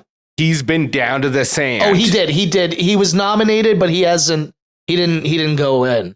Right. So he's playing a very CTS game, and I know I overuse that, but the very lay low, nobody's even talking about him. We're not talking about him either. And he even says it in this episode. He has a confessional about it where he talks about how he's just kind of laying low, letting everybody else deal with all the bullshit. And he's been to a final, hasn't he? No, he didn't make it to the final. He was the last one cut. Right. Yeah. He lost to Devin in that. That's right. I think my sleeper on the men's side, outside of Emmanuel and those three, is Corey. I think if Corey gets there, he's going to be dangerous. Corey Lay would be interesting in a final. Corey's had an interesting game because he looked dead in the water with his whole blow up earlier in the season. Yeah. And what a bounce back for Corey. Yes. So really kudos to him. Underdog. I'm going with Ed. Ed can do this. He's got brains, he's got brawn, and he's got personality. Yeah. Yes. I love it. He's an engineer, if you didn't know. He is. If you heard him this episode. He says it more than Corey talks about his kids. I don't know if you heard him say it, but he's an engineer. He's an engineer, guys. Yeah, engineer. So yeah, no, I like Ed though, and we're going to talk more about him here in a minute. Yes. But he's been playing this game very, very well too. I mean, much differently than he played Spies Lies. Oh, I mean, it's night and day. Yeah, absolutely. So is Ed your only pick, or do you have some other ones you're looking at? I mean, too? the ones you listed realistically are probably good picks. I don't want to discount Jay, but I do worry about his final chances. But I mean, like, you know, he's been running the season. So if he takes out the right people, it's not impossible for him to win. So he's on the board for me, but I don't know he's high on my list. Yeah, That's fair. Honestly, like it's one of those things where the guys are so stacked Yeah. Yeah. that if you said like next week is the final, I still don't know who's necessarily coming out on top out of those guys if they all run side by side. It's not like a layup. You know, James is coming in last, though. I forgot James was there, so that's my bad. So not him. Not him. So I don't see a win for James this time. Maybe another time. He's got way too stiff competition for him to like make a dent in a final. But the rest of the guys, and now I feel bad. The rest of the guys, even keel. We've never seen Jay in a final. Same with Emmanuel, like same with Corey Lay, Ed, like literally all of them. We've seen Horacio in a final, and that was scary for everyone else who was running the final against him. Yeah. And I mean, Horacio is probably my front runner just because as Rick would say, we have the tape on him. Yeah. We know what he can do in a final. Something about the jitters of being in a final too. He's gone through that. Yeah. Knowing what to expect, Yep. you know. Mhm. Being there's interesting. Is he him and Olivia, are they the only ones who saw a final here? Yes. Yeah. That's interesting to know. At least of who's remaining. Yes, yeah, that's what I meant. Yeah, at least Yeah. out of who's remaining. Interesting. Zara plays second. Oh yes, Zara. Yeah, I guess, Zara. It's a little Zara. different, but we'll count it. We'll count it. Yeah, we'll it's a little It's different. it's under dispute. It's under dispute. You're under dispute. One thing that, men for you, do you have anyone different? Oh, yeah. Or- no, all the same. Horacio. Yeah. CT's gonna win it all. Horacio's just, like I said, like the experience thing, just knowing what to expect, knowing what to look for, knowing to look for little signs along the trail, just little things. Someone tell Fessy that. You know what I mean? Like just little things like that, you know, that makes a big difference. So 100%. ask Natalie, you know, she fucking ran how far out of the damn way? I can't get over that. That's what's great about the challenge is Survivor would never really let something like that happen. But like Challenge the don't give a challenge, fuck. they're like, get them good. Go zoom in. We'll get 2 cameras on them. Zoom in on that sign they missed. Let her go about 10 miles. Yeah. Or you turn her around, yeah. Let Fessy finish the whole thing and get all the way up to the top. Unfucking. And then they were like, Fessy, you skipped a big portion of it. And they showed the map of it too. And I was like, oh my God, he skipped so much. Like, and not one person was like, wow, you caught up quick for not hitting all those axes. I didn't even think about it. I was like, damn, Fessel. The part that gets me with Natalie is they were in Southern Africa. Like, you're gonna just let her run out into the fucking Serengeti? What the fuck, dude? They Like, even showed a shot of like a lion sitting while Just they walking showed out her and run. run. It's so The lion's good. just like, all right. So who do you have for the women? Women. Oh God. See, the women for me is way more difficult for the men. Like the men's actually pretty easy for me. This is what's so fun about this season right now. But the women is difficult because I feel like majority of the women could, but aside from a couple, you know, like Zara, I feel like if Zara makes it to a final, like yeah, She could easily win it. she's head of the pack Yeah. for me. You know, Olivia with her experience thing, you know, Nerese has incredible fucking endurance. Michelle is super smart. She's super headstrong. So I feel like she would have like she'd be able to get through like that mental fight of making it through, you know, but I just don't see Michelle But breaking this streak of not making finals. I'm sorry. I just don't see it happening. No, don't wish that upon her. I'm sorry. Michelle Down's going to happen again. Oh, It's gosh. Chill down. But I gotta say, like my sleeper woman is probably Raven. Like I think she's got some shit we have not seen yet. Yeah. And we're starting to get little glimpses of it and stuff. And I really like her. I like her for the show. I like her confessionals. She's another one. She's going to be around for a while. Yeah. I like how she talks shit online. Like I like her. Her and Melissa just the other, I don't know if it was today, whenever it was. I just saw it today, though. They were, they were going at it. Yeah. Yeah. Oh, yeah. They've been going at it because Raven. over Kylan. Because Raven. Over Kylan. I love Kylan, but like, oh my Lord. Come on, ladies. Come on, Let's guys. get together. What are we doing? I did notice that, though. I go, oh, is Melissa going to see that? I literally said that when I saw it. I wonder if her ex saw it too. Oh, God. Tony, who you got for your women? I mean, Zara, like when they say go, she's off like a shot. And I mean, as long as she doesn't get hung up on the checkpoints, I don't see many of the women keeping up with her. I'm the same as you, Karina. Like, I absolutely adore Raven. I've ended up getting her on my fantasy draft both times. I think my fantasy team right now consists of Raven and Jay. They're all that I have left. But I don't even remember who I have. I don't even remember who I drafted. Yeah. I follow it closely. But yeah, I would say like it's pretty much Zara, Raven, and Nerys. I feel like I don't think that Olivia is incapable. I think that she has too much self-doubt to be able to really. You stole the words right out of my mouth. Yeah, like I like Olivia, but I feel like she's already counted herself out of this final. She feels guilty for what happened to last final. We can hear it the way she talks about it. I let him down. I'm the reason we couldn't finish. Like, I think that's 100% going to play an effect when she is in her next final. Yeah. Yeah, I agree. All good picks. I think my honorable mention would be Nerys. I think she's got a really good chance of winning. I'm going with Michelle, though. The Michelle down is not happening. I think this is her season. I think she's been running it top to bottom. And I think if she can get there with the right people, which I think she can spot, I definitely think there's a world where she pulls it off. She's definitely getting the winners at it. Like she's getting a winners at it. She calls it her money, not only in confessional, but like to TJ. The people. Yeah, it's to crazy. The rest of the cast. She started dancing on the puzzle. I said, oh shit, this is winner swag right here.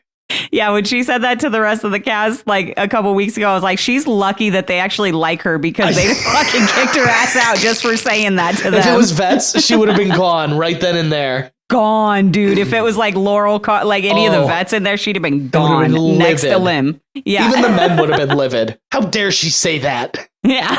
It's one winner. You think you're going to beat me?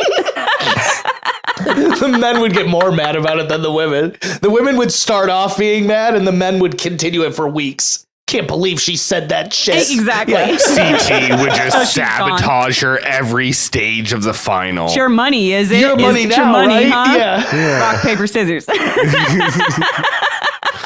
Yeah, go ahead and put that 20-minute delay on Michelle. Yeah, that's good. Yeah, you know what? Here's my thing with Michelle.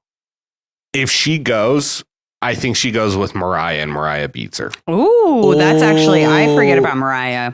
And Mariah's my sleeper pick. Mariah's had, I looked this up today and it scared me. Mariah's had, let me make sure I don't misquote it. Mariah's had, I was going to misquote it. I'm glad I double checked. She's had 4 daily wins. She's out here doing stuff. Yeah. She's a competitor. She's a real competitor. I think James is hurting her game a bit. Just the sole focus. No matter on what that. she says. Yeah. Well, she's really on the outs of what she probably would have been on the in of if she didn't have James, literally dragging her down. So she's my sleeper pick if the scenario goes your way. But I think Nerys. I feel like if she gets, I think Nerys, she's really good. But she's only had 1 daily win. She hasn't been down there. Yeah, but it's so team based. I know. It's so team based. Yeah, but you're there is an I in team in this case. Yeah, there is. That is true. I'm hoping we see some individual stuff, or at least, partners or something a little smaller. I'm just confused by the format. I understand maybe I wasn't supposed to understand it for chaos, but I'm hoping they bring a little order in. Yeah. It doesn't bother me because it kind of reminds me of Free Agents where they switched it up all the time. And Free Agents confuses me sometimes. No, I know what you mean. I think the best part of this show, though, was the nominations. Oh, And it's what we've been 100%. waiting for. This is the highlight of the episode. Yeah. Yeah. And so I figured let's get into this. And then, Let's break that down. Yeah. yeah. And then we'll kill it with the elimination and call it good. But Boom. First of all, can I just say before we actually break into the actual craziness of the nominations, how fucking perfect was it that Horacio opened this by thanking everyone for putting him in again?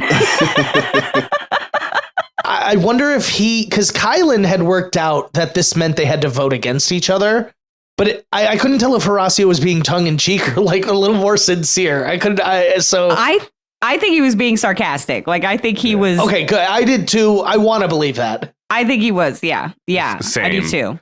I think Horacio might have gotten some help from Kylan on the scenario right when it happened and why it was a better deal this way. And not only that, but like he's also got Nerys, you know what I mean? And and not to say like she's in his ear or whatever, but like they're always together, they're talking. Yeah. So like she's, maybe certain parts of the game that maybe he might not like catch on to or might not quite understand. They'd be a deadly pair in future seasons. Yeah. Yeah. That's a pair you don't want to see. Killer pair. Nope. Yeah. No, yeah. But sorry, go ahead. On to noms. I found it really interesting that once it kind of broke down as we were going into noms, we knew that it was knobs. That it was between Emmanuel and Ed, and that Corey had no role in it. You know what I mean? Aesop had no role in it. What? Corey had no mention of getting thrown in almost. Yeah. Kudos to him. I'm shocked he was not the second or like a third option. Yeah. Yeah. I'm surprised he wasn't the main. Wasn't talked about at all.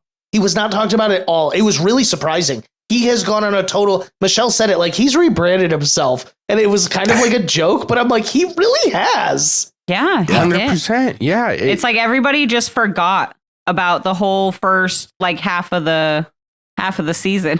Control. They forgot about control once chaos hit. And he had no control over himself during that first portion. Control over it.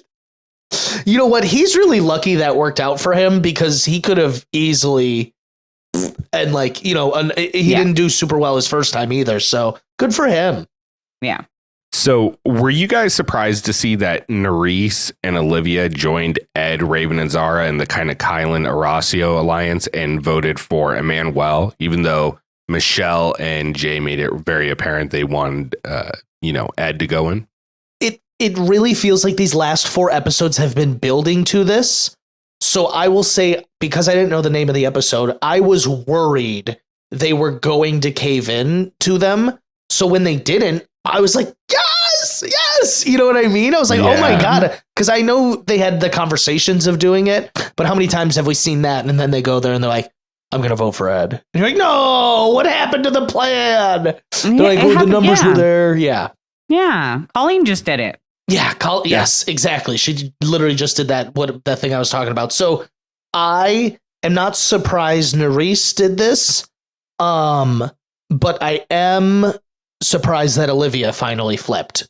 And especially because we see how close, Michelle and Olivia are on social media. Right. Yeah. There's a true friendship there outside of the game. So I thought they would ride together a little bit more. From like as a fan of Survivor and as a fan of Jay and Michelle, like obviously you want to see it go their way, but as a fan of the challenge and wanting to see how this is going to shake up the rest of the game, I was happy to see it because it does change up the dynamic of the game. And I mean, I may be one of the few, but I do like Asaf. So it sucks that he ultimately paid the price for everything shifting.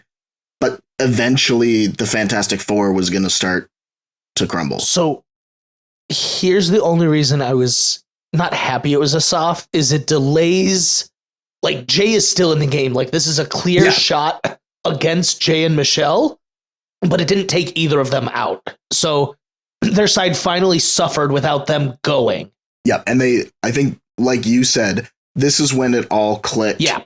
That, oh shit, we've just been sending people in that are coming back in pairs and are now on the other side of the house. Comparing notes now. Yeah. I think Kylan welcomes him in with a hug. And the fact that the way the house voted against Ed was interesting too, because I really, I forgot about the Colleen, Berna, Emmanuel dynamic of friendship. Because I thought, Berna and Colleen are going to, well, maybe not Berna because she's friends with Michelle, but Colleen was going to side on the other one. So, yeah. Just sorry. I had to acquaintances, work friends. Are they friends? I didn't even. Coworkers. Coworkers, like when they walk past each other in the hallway, they give them that awkward, grin, like. Berna's that coworker that tells you a 30-minute story and you're like, oh, I only had a 10-minute break. Yeah. Right? No, don't interject. I'm just telling you my feelings. Just sit there quietly. Let me vomit my words. God. She goes, stop telling me it's going to be fine. But she was like, what do you want me to say? It's not going to be. You're fucked. Yeah, you're fucked then. I'm sorry. You're fucked. If I can't say you're fine, I'm sorry. All right. So what really blew my mind during this nomination ceremony is after the first stalemate, right? Because the first time around they stalemate on 6-6. Emmanuel and Ed, obviously 6-6, whatever. Or no, there's more votes than that. There's 8. Or 8. I don't remember how many votes it was, but they stalemate the first time and then they're like, okay, we got to go around again or whatever. And Zara looked at Ed and asked him if he wanted to change his vote. I was like, what? What? And send himself in? Are you kidding? Well, wait a minute. So what was funny is he did end up changing his vote. He couldn't have predicted how it was going to go. But this is always something that is so fascinating and interesting to me in the challenge is the order of these public votes matters so much. Ed was able to change the whole game based on information of him just going last. Yes, exactly. And that's the thing. I don't think that that's quite what they meant when they said to change his vote. But do you want to change your vote? Yeah, because they were doing, Sure, let me change my vote really quick. How about I change it to Jay? Yeah, okay, I'll vote Corey now. Yeah. It was beautiful. It was perfectly executed. The way his face changed when he realized what was happening in Yeah. the situation he was about to be in, he was like, okay. And then Just that devious smile, They have all their fingers, and he goes, I'm going to vote Jay. And everyone, well, and he saved himself. he saved him and Emmanuel, and him and Emmanuel are cool. They're friends. And now him and Emmanuel have people who are just, Ed's out of the alliance. You know what I mean? Oh, it is so brilliant how it all played out for them. And what did you guys think though when Corey, he was the first person to change his vote? What did you guys think about that? Because he voted, did he self-vote or he self-voted? He self-voted, yeah. But I thought it was smart for what he wanted to accomplish. I would have groaned so loudly if I was there in person. Yeah. But because he totally, as he said in the confessional, this was my way to throw off the tie and get rid of the stalemate, and then to just see it go around, and then Ed, what I loved was while Corey was giving his confessional, it was almost as if the confessional was happening in real time, because even though I was watching Corey's confessional, I could still see Ed working through the machinations of what was going on. And he's like, hold up, I vote for Jay. Yeah. Oh, and then an even bigger groan. This reminded me, and I know I'm more high on this season than others were, but in Worlds, the World Championship, when the voting would turn into these stalemates and chaos, this is what that reminded me of. And I was like, this is what this season has needed. And I'm okay now sitting through almost a bit of the slog of all these unanimous votes with finally the wake up call. And I just think this is going to be a huge turning point in the season. And we got technically the non-Michelle J side has the numbers at the moment. If it was split 50-50 and Asaf went home, they have the numbers now. Well, it was only split 50-50 when they still had Olivia and Nerys. Yeah, exactly. And that's my big thing with this is, and Jay I think he gives a confessional about how pissed he is about Olivia and Nerys going against what he wanted to do. He was so pissed. So fucking pissed about it. You could hear it in every bone of his body. Yes. And the fact that it makes this moment so much better with the stalemate because a clear line in the sand has been drawn of how this house is going to side. Exactly what they did not want. Yeah. Exactly. And it almost makes it predictable to a degree because I can see how this is going to go, which is we are going to get the Jay Michelle side, and then we're going to get the Kylan, Horacio, Olivia, Nerys side. Yeah. And it's going to be Jay, Michelle, probably Mariah and James now, is my assumption. Yeah. Yeah. I think Emmanuel's still with them. Yeah, but for how long? Because you want to pick a winning side to get to the final if you're not one of those key players. And Emmanuel's one of the ones they just threw under the bus to try to save their own asses on this last mercenary, So like, how long is he really going to stick with them once he's ready to start playing the game, But they voted for Ed. Yeah, their side voted for Ed, so he may be fooled into like, no, we were never going to vote. Like, we didn't throw you out there. But even then, Ed on the other side Ed's that's gone. a number gone. Ed's gone. So you're right. Jay and Michelle's side probably actually took a couple too many hits this round. Yeah. And it finally bit them in the ass in that. I'm changing my winner picks. No, I'm kidding.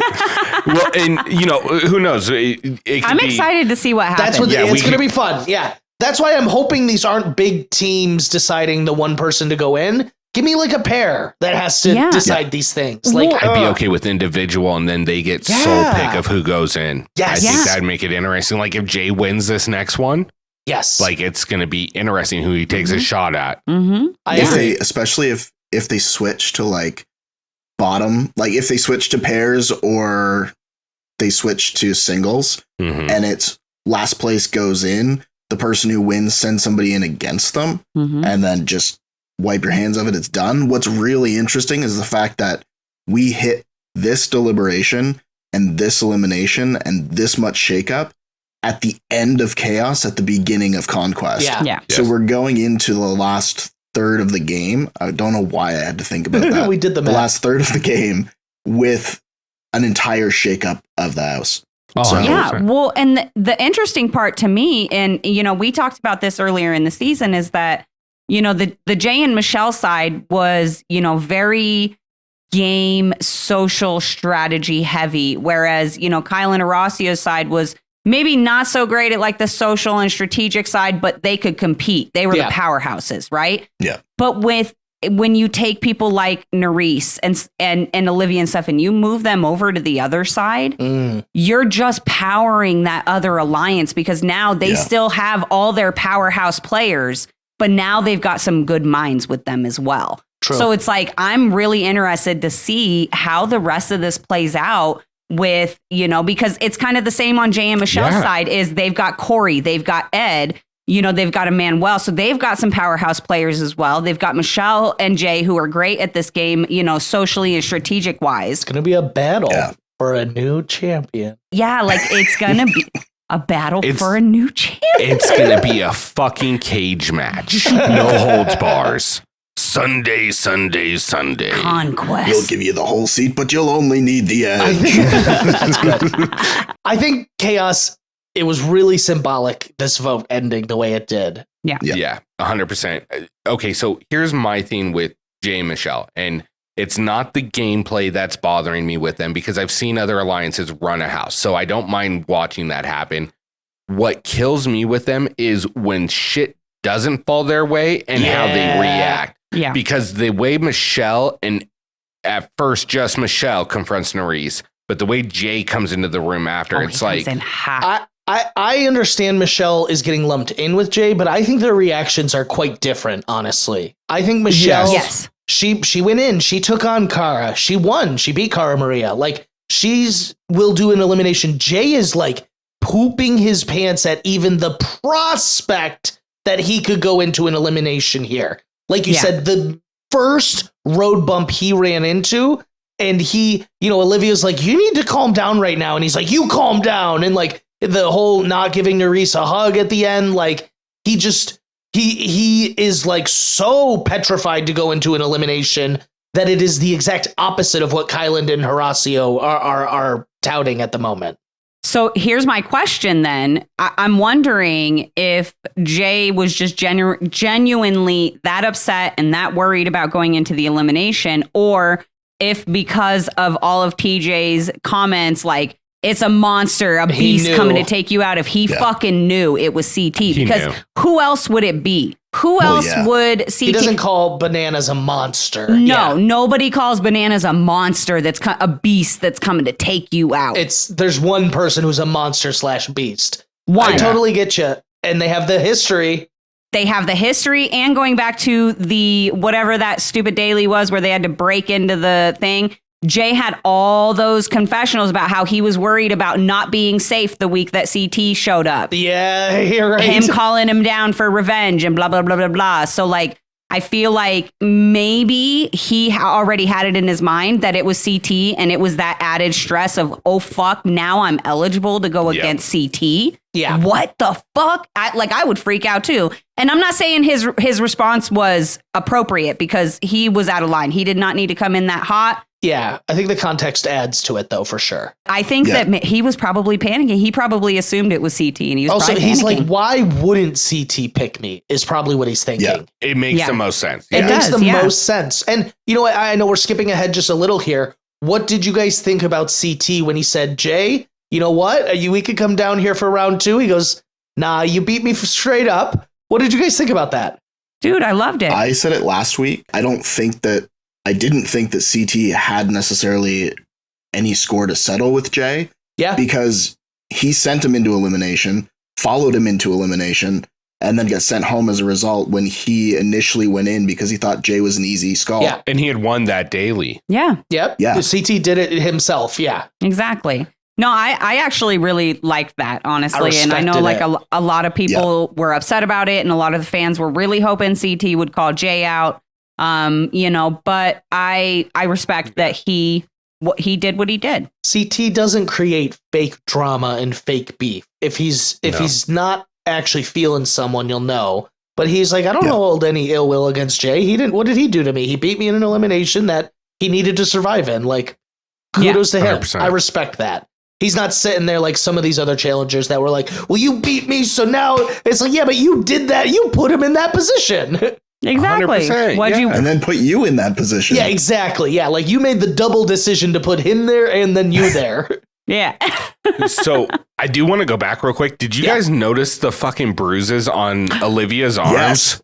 I have a note. Yeah, I noticed them for What? sure. One of these challenges took a beating. Yeah. Yeah, I was like, fuck, was running with a pole that bad? But that had to have been from a different challenge.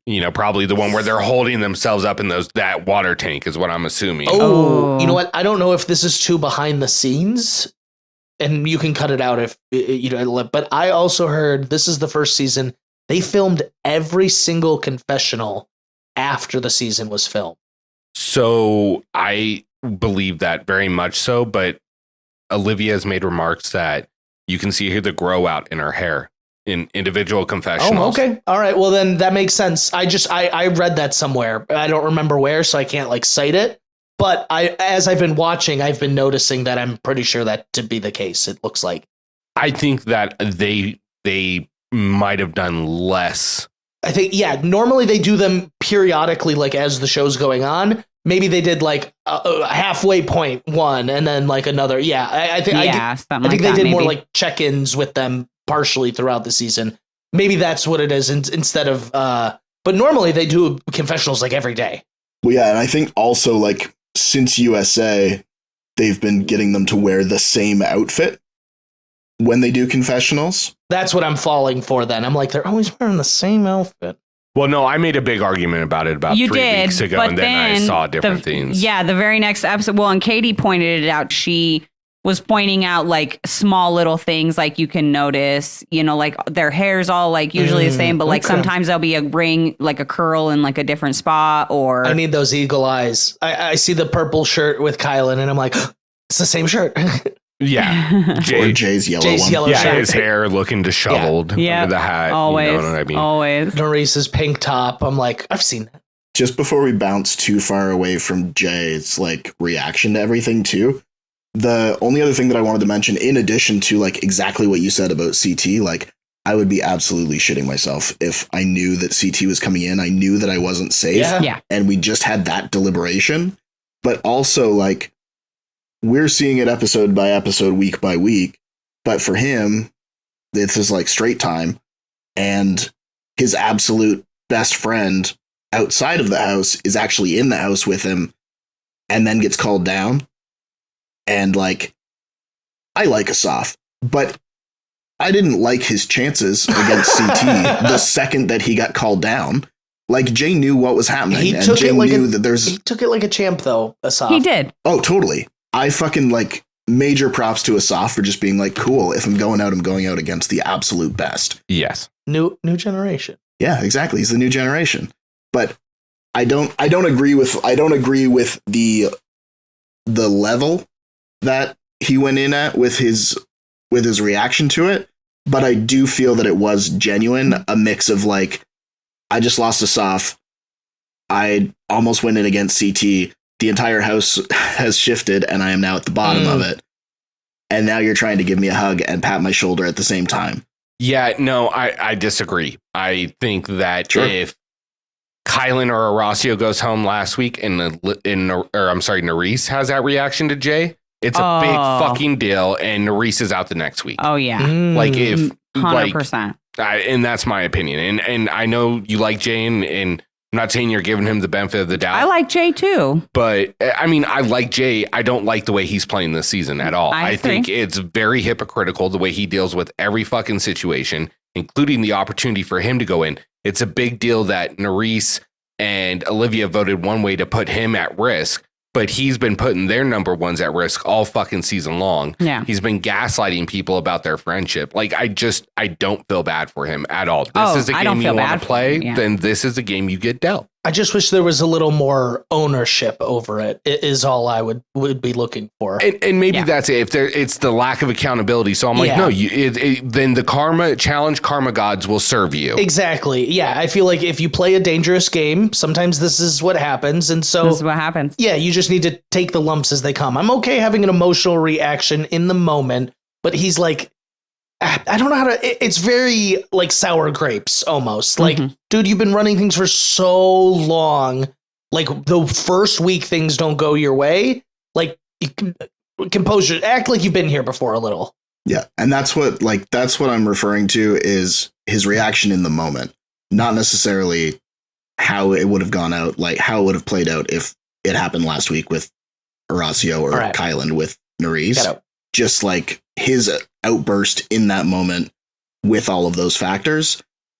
He could be exactly the same next week, and then I will have more to say about it. I think that it is like, and this whole episode has really been pointing to it, but it's also just like such a difference in the style of games that the two sides are playing also. Like, even though it is a big reaction, it almost, to me, really shows, it like explains Jay's actions up until this point of, he's been trying to avoid every elimination tooth and nail. Like, this is why he's been behaving the way he's been behaving, the way he's playing the way he's playing, is he's been treating like going into elimination like as do or die, which we know it's not. You know what I mean? You could win, the other person could get called or chaos could get pulled. So to me, it almost retroactively explained why he's going as hard as the way he's going, is he's trying to keep him and Asaf out of every elimination possible. Yeah. Versus like Kylan and Horacio are like, cool, if I have to go. Or like, let's do it. I'm ready. Yeah, exactly. And as much as I liked the conversation that CT had about Jay, as far as you beat me fair and square, I do want to go back to the fact of the conversation he had with Horacio, because I think that was very key to who Horacio's archetype in the challenge, if he continues to come on, is going to be. He is going to be mild-mannered CT. He's going to be Clark Kent, not Superman. A very controlled CT. Yes. Yeah. He's reverse Bruce Banner to CT's Hulk. Yeah, exactly. And You know, and it's true from everything we've seen this season. Everybody sees that this guy is the biggest threat, and not only in an elimination, but in a final. Nobody wants to go. And it's classic how people viewed CT and his intimidation. Yeah, always. Yeah, 100%. I loved it. And I loved exactly like how he phrased it to Horacio. And he said, you know, I'm gonna give you the break that nobody ever gave me. And I was like, yes, my heart, baby. It was beautiful. Oh, he's grown up so much. I hit in the feels. This is what I'm saying is there's so much good to this season that if they just tighten the screws, like this would be really, really, really all time. I agree. That's a great moment. You're so like that speech was beautiful. And I'm not saying that CT is going. I'm saying that it was almost like a symbolic like passing of the torch of like, you're now the one that everybody's trying to get out, but doesn't want to go against either in a final or elimination. That was my gig when I started. You're taking on this mantle. Yeah. And since I don't have to run against you, I'm gonna give you a night off. Because if he was in the game, CT would have taken him out. He'd have been like, "Let's go, bro. Look, you gotta go." I'm gonna be honest. In a head-to-head, like I don't know. I think Depending on what it is. if it's balls in, I give it to Horacio just because his footwork and his. Yeah, I think it depends on what it is, but he's like going against CT or Jordan are the only ones where I'm like, okay, it could go either way. Otherwise, I'm leaning or I'm putting my money on Horacio almost every time. I agree. Same. I don't think Horacio is hopeless against CT. Like if they had done that challenge, that would have been exciting to see. Kylan would have helped him like even more. Oh, okay. I know this is part of the challenge and we've had this debate, but I don't think it's fair when one side is not in the game. They shouldn't.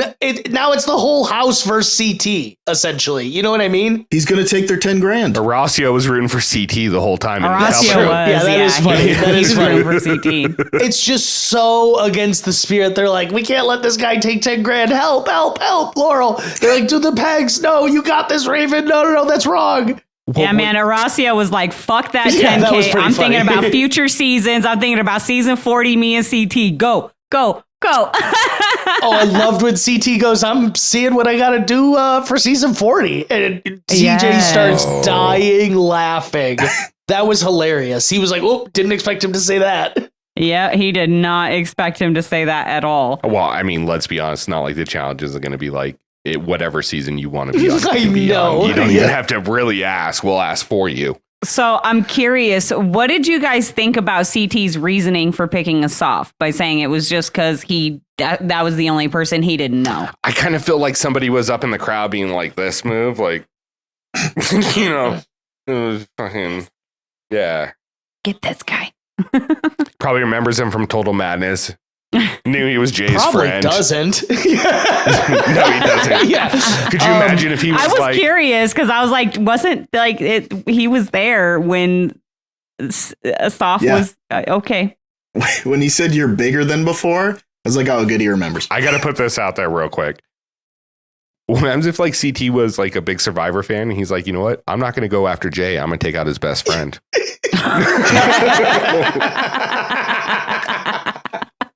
Just putting it out there. Funny. I mean, he's not. That's not what happened, but That's whatever. funny. Yeah, that would be funny. I think that, I'll be honest, I think CT is just a nice guy. I think he looked at everyone else up there and he's like, I don't want to beat any of you guys. He's like, get down here, dude. I don't know. Yeah, exactly. Could you imagine like how happy they all were that they did Spies, Lies, and Allies? Manuel. No, I genuinely think just CT's like, I'm not going to take 10 grand from, these people I know. I'll take 10 grand from you. Come on. Yeah, he straight looked up there and he just said, Give me the goof, and I'll go away, and then that's it. then that's it. I fucking just heard that. I was like, You oh, saw my so finger funny. right here. I was looking that way, but I'm stoned, so I didn't see shit. That was so funny. No, I just love everything about CT. He's, to me, just is the challenge.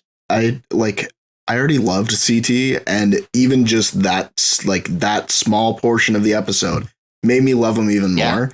Every appearance, he's just so great. He's just like, obviously he has had a transformation over the years, but he's now just like salt of the earth kind of guy, like gave Horacio his props. Yeah. Said he didn't have any beef with Jay, beat him fair and square, looked at everyone there, and he's like, look, man, like, Emmy was cool with Emmanuel and with Ed. So, like, it very quickly, even if you just think about it for a second, you're like, Asaf is the only person that he can really call down because James and Kylanders. Wasn't Ed part of the Hot Sauce Alliance? No. Yeah, he was. I thought he was. the one Yeah, for a little while at least. You're right. I'm sorry. I was thinking Corey, but Corey and him had that huge conversation like the first couple days. Him and Corey had a... So CT snuck his way into this new generation, as Asaf would say. But so here's my question. Will we see Asaf again on a challenge? I would like to say yes. I would say yes. We got one yes. Are you asking, will we, or do I want him to? I'm thinking, will we? I'm going to go no. Will we? Probably. I think we probably will. I think there's a chance he does not come back. I think there may be a What did he chance do this he season? doesn't. I think there may be a chance he doesn't come back, but I think because of all the controversy and hate he's causing right now, he's going to get called. All right. He's going to be like Fessy, where everybody fucking don't hates even him. Put that into the atmosphere. The fans can't stand him. They hate him. He talks shit about the vets and talks about himself like he's better than the vets, even though he's never done anything. And I feel like they may try to kind of fill that archetype, you know, and he may be like the alternate Fessy on seasons Fessy's not there. I don't know. I see him as an alternate someone else, but I agree with your overall statement. Who? Josh. Oh God. Yeah. Well, you guys are in the same ballpark. Yeah. I think he's an alternate of an alternate. And if this wasn't a season without any vets, I don't know he's getting a call back. We'll see. If he comes back, he's getting total madness all over again. I just think there's so many men from this season that would get the call before him. When you add vets to that, I don't know. We'll see him again. Yeah, that's a good point. I mean, I will be absolutely furious if we never see Kieran again. I think there's a good chance we never see Kieran again also.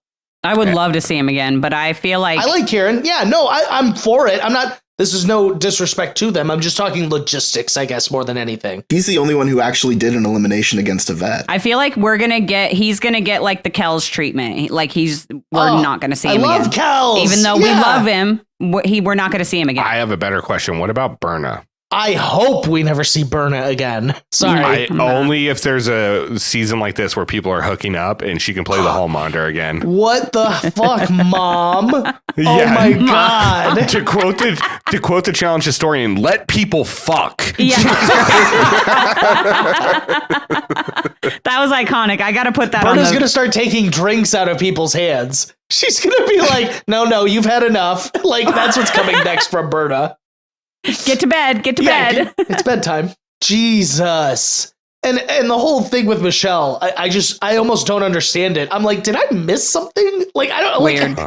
I just have a question. So we're looking at this season as a whole, battle for a new champion, bad name aside.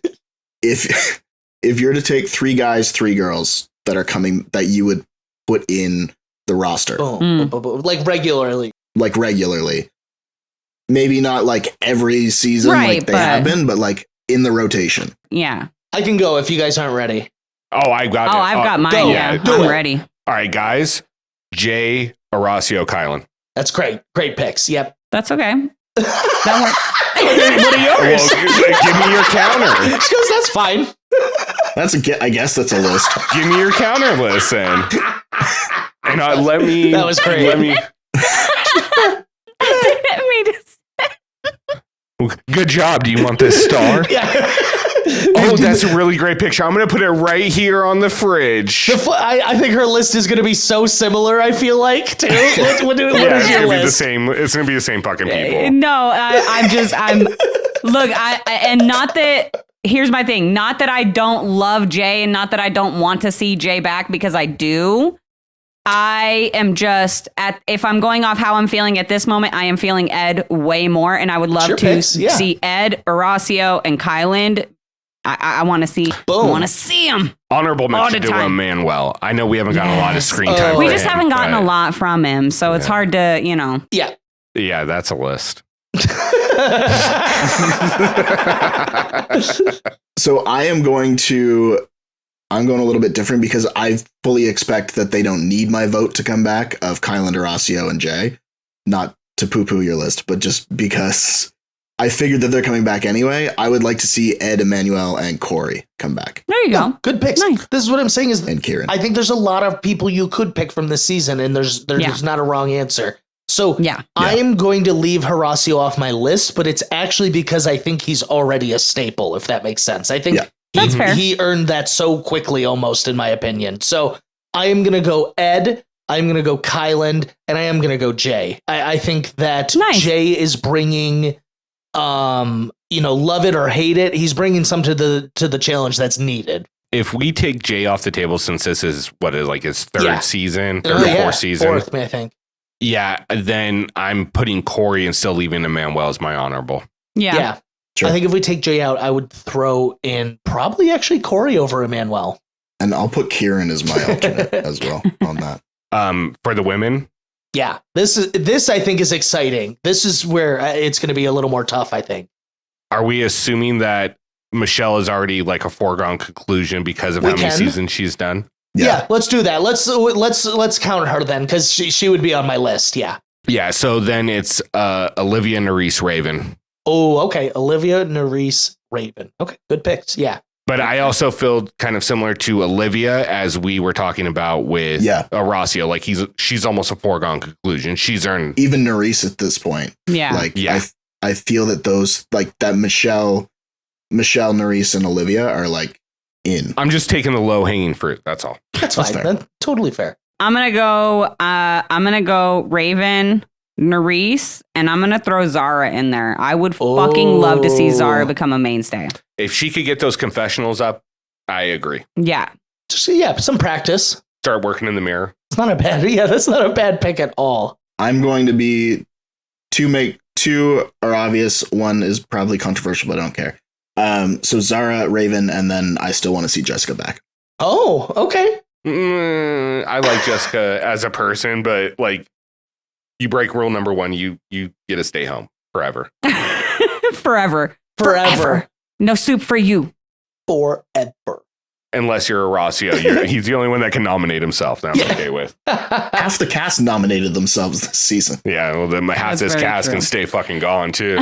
Michelle was actually the one I thought would be controversial or not, but we took her off the table. So I'm going to go Nerys, Olivia, and this feels like a little bit of cheating, but I'm going to go Big T also. Okay. I'm not mad about that. I want to see more Big T. I really like Big T. I would actually say bring back Melissa over Big T because she gives us that really wild fucking drama, but I was debating between the two. I was debating between the two. I won't lie. Yeah. Yeah. If I had to choose between the two. Yeah. Bring them both back. But this is what I'm saying is I think there's a lot of this cast has a lot of people that I think will get callbacks. And once you mix in some vets, there's some people that aren't callbacks. Yeah, that's true. So would you, real quick, I know we're coming up on 2.5 hours. We'll get to the really easy part of this. What did you guys think of the fucking elimination? It was stupid. Math. Dumb. Even TJ's most favorite challenge performer of all time is here, and he's like taking a nap in the sand. Yeah, exactly. It was fucking horrible. It just doesn't make sense, like you said. Like, why do we want to watch CT do math? Give them a fucking tug award. That would have been more interesting. That like the way that one. Devon did that one season. I forget against too. That was a fucking cool one. Or that's a great one. That would have been way better. Yeah, and like anything, like you don't have to make him go up against him in like a pole wrestle or anything. No, like that, you don't need to go full in CT hall brawl. Like, you know what I mean? But they weren't giving CT a physical anyways. He's too valuable. They can't have him risk injury. Protect him at all costs. Yeah, exactly. I would have been, honestly, I think they should have done the one that he went against the goof on in Double Agents. That one would have been good. That would have been great too. That's the problem is there's so many better options than this one. Yes. So many. I agree. Frustrating. So it is what it is. Aesop ends up losing after, from what we've heard, a 2-hour elimination. See, that's a slog. That's not what we want CT in. No. CT doesn't want in there either.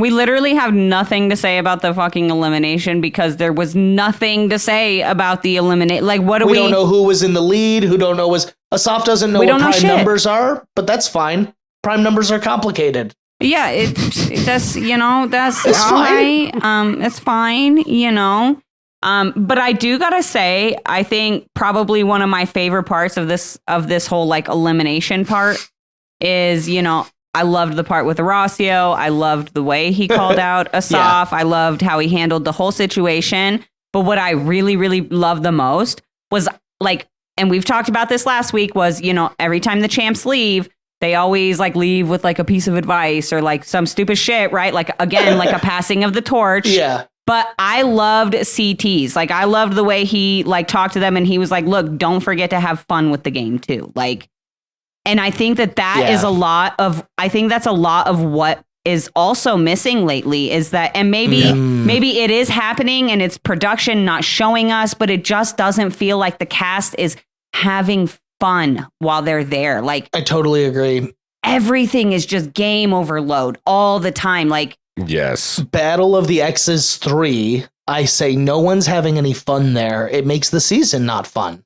yeah, exactly. It doesn't, we want to see that like escape, even like when they go to the clubs and stuff these days, it's not not fun. a club. It's first of all, it's really not. And I'm not even going to get into the fact that the freaking arena is on the goddamn property.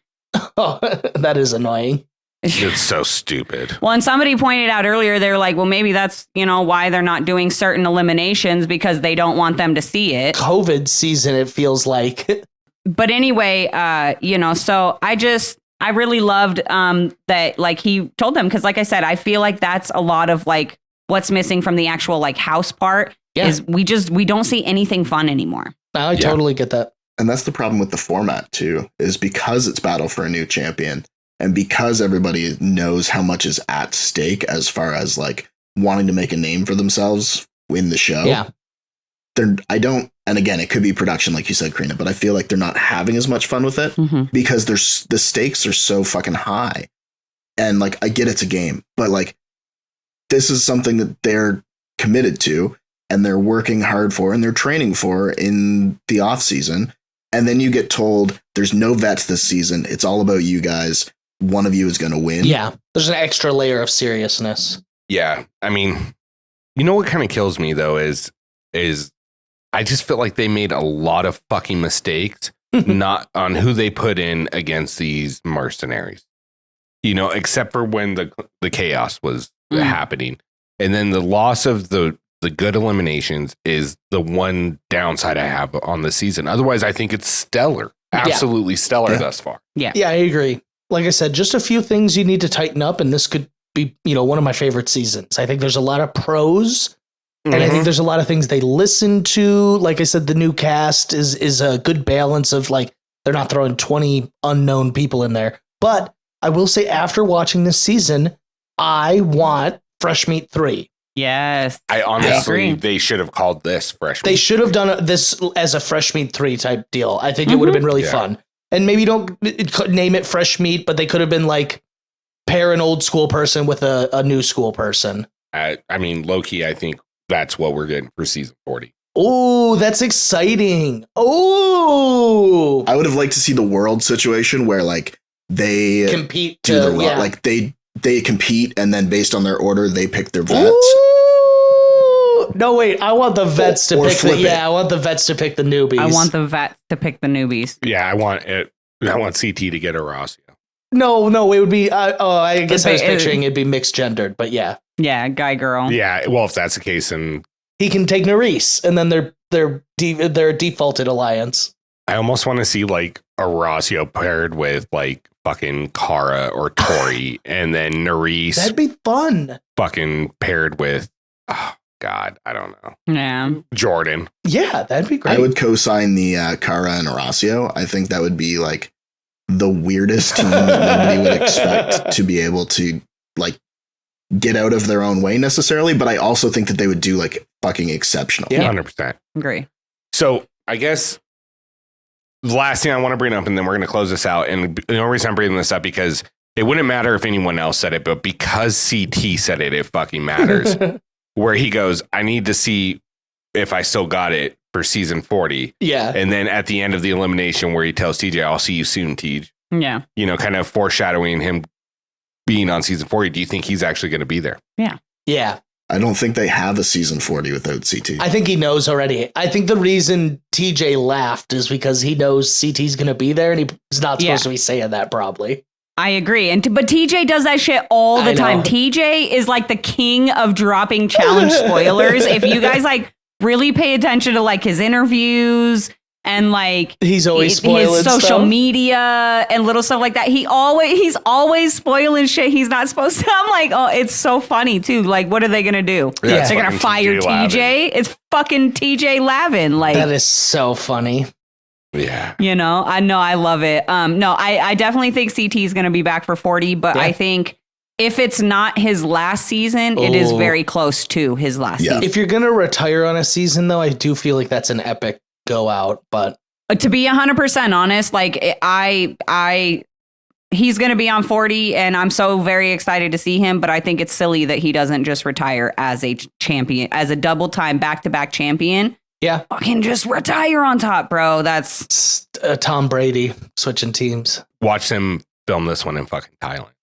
Oh my God, if he wins. Oh, that's poetic. And then freaking just, and then go. That's right off into the sunset, like he said on Invasions. And technically that's a three-peat because he took a season off. Yeah. Oh, I would. Yeah, that counts as a three-peat. Yeah. Yeah, that counts as a three-peat. Yeah. If you're not on the season, he won his elimination here too. It's not even he didn't lose at all during this season. Exactly. So, guys, I think that's pretty much it. Unless you have any other topics you guys want to bring up. I mean, we're getting ready to go into Conquest. They showed a preview, but I realized half of the preview they showed us was the mid-season preview. I was going to say we've seen the footage. I will say, I was surprised by how emotional the entire cast got when Asaf left. Yeah. What I liked about it is obviously like he had an impact. Obviously he was well liked on the cast, but Kylan's confessional about how he was just like, I'm shocked to see everybody as upset as they are, but it's also proof that we made the absolute right move in getting him out because he's way more connected than we thought he was. He goes, look at another connection Jay had we didn't know about. Wow. They know now. They know. With that reaction, Jay. Can't hide that shit anymore because wasn't surprised about like Berna and all that, and like that didn't bother me. But like when Jay was having a fucking breakdown, I was like, holy shit, dude. Like literally, I'm sorry to say it like this, but you would think like Asaf just died. Like he was This is life or death. Broken. Like his eyes were so puffy and so red. Like he wasn't just like tears for my buddy. Like he was fucking bawling, sobbing his eyes out. I was like, dude, you're gonna see him in a few weeks. Just just take a deep breath. It's that rage sadness where you go break a wall and cry about it. He did look like he was gonna go punch a wall after this. Yeah, probably. Yeah, that's true. Yeah, it got me hyped for the rest of the season, so I'm stoked. I'm ready for it. I'm very stoked. Yeah. I like that I don't know what to expect because no clue where the trailer didn't show anything proper. So, like, I legit have no idea what's happening next week, and I like that because it's so rare that we actually don't know. Oh, also, one more thing. Sorry, right before you close out, and I just want to make sure I get this in here because I have this weird feeling that this may be the last time I get the opportunity to do this because as awesome as it was, I feel like it's going to come and bite him in the ass. So I want to give my MVP to Ed for that impeccable fucking move. I hope it doesn't come back to bite you in the ass, but I have a feeling it's going to. So I'm going to take the moment while I can to give him MVP. Team Ed. Yeah, he's my MVP. He was also my MVP. I figured he was probably everybody's. Way to go, Ed. Oh, not yours? Meh. No. My honorable mention is obviously CT. So, but yeah. He could take it. Ed had both of my favorite quotes of the night. One was obviously, hold on, my vote's for Jay. Yeah, that was my line of the night, yeah. But the one before that was during the daily, when he referred to his team as Team Brain and everyone else as Team Half Brain. That's pretty funny. He's a funny guy. He is.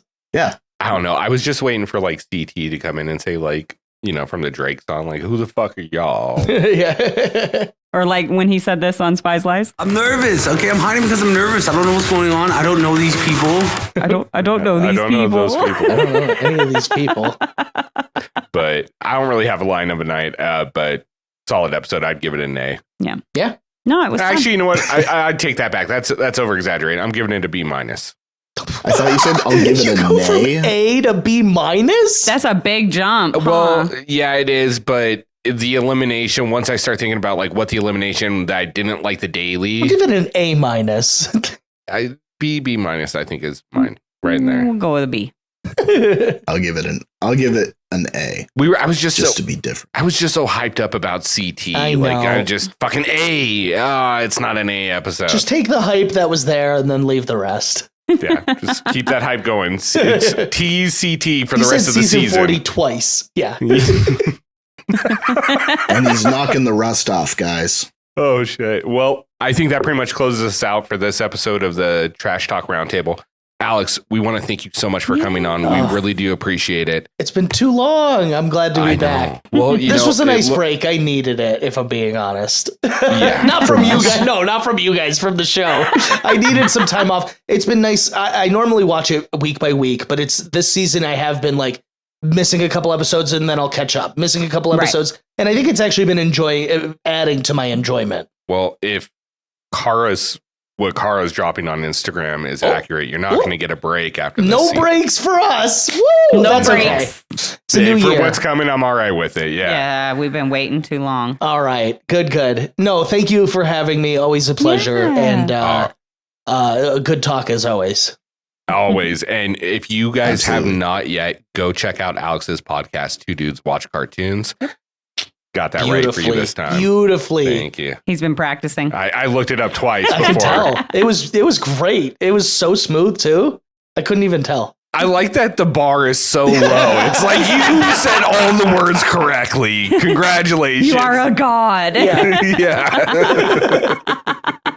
I will also absolutely advocate for the Teenage Mutant Ninja Turtles Mutant Mayhem episode. Yes. I already fucking loved the movie, and just by listening to the episode, I like the movie even more now, not having watched it an additional time. Just listening to you guys talk about it Well, thank you. made me hyped about it all over That's again. what we aim to do. We appreciate that. Yeah, we've been getting a lot of feedback. That is a fun episode. Even if you have Teenage Mutant Ninja Turtle love at all, it's a good one to check out. Awesome. Absolutely. That's awesome. So we will have all of that linked below in the episode description. So make sure you go check that out. But for myself, Ricky Hayes, my beautiful wife, Karina Hayes, Alexis Tex Rawson, who had to take off at the midway point, and of course, Tony Stats and Info Lance. We want to thank and Alex. Mozzie. Oh, and Mozzie, yeah. And Mozzie. I don't have a nickname for Mozzie yet, the cat. We want to thank you guys all for tuning in. And if you have a chance and you like what you heard today, leave us a 5-star review. If you didn't, look us up on Yelp and leave us a 1-star review there. Yelp. I'll link it below. Or on Bing, because Ooh, it's that's a a good really one. important search engine. Yeah. Or better yet, Ask Jeeves. You Yes. Ask Jeeves. Ooh, yeah. That's where the people Need are. the rating on there. If you didn't enjoy it, go check that out. Yeah. 5 stars, Apple and Spotify. 1 star, Ask Jeeves. And don't let my trash opinions, affect their rating. I'm just a guest. But if you like Alex's opinions, definitely let it affect your rating. Yeah. But if it works, though, yeah. I want all of the benefit, but none of the punishment. Yeah. No, exactly. Exactly. We are taking after Jay, and we're not having any accountability this episode. No accountability if it went poorly, but when it's going right, I'm there. I'm there exactly. for it. Yeah, I'll take all the gratitude, but none of the blame, like you said. So Oh my I think god. that's a Michael Scott quote. yeah, I'm pretty sure it is. And you know what? You can't end an episode better than that. So night, everybody. Love y'all. Later. Bye.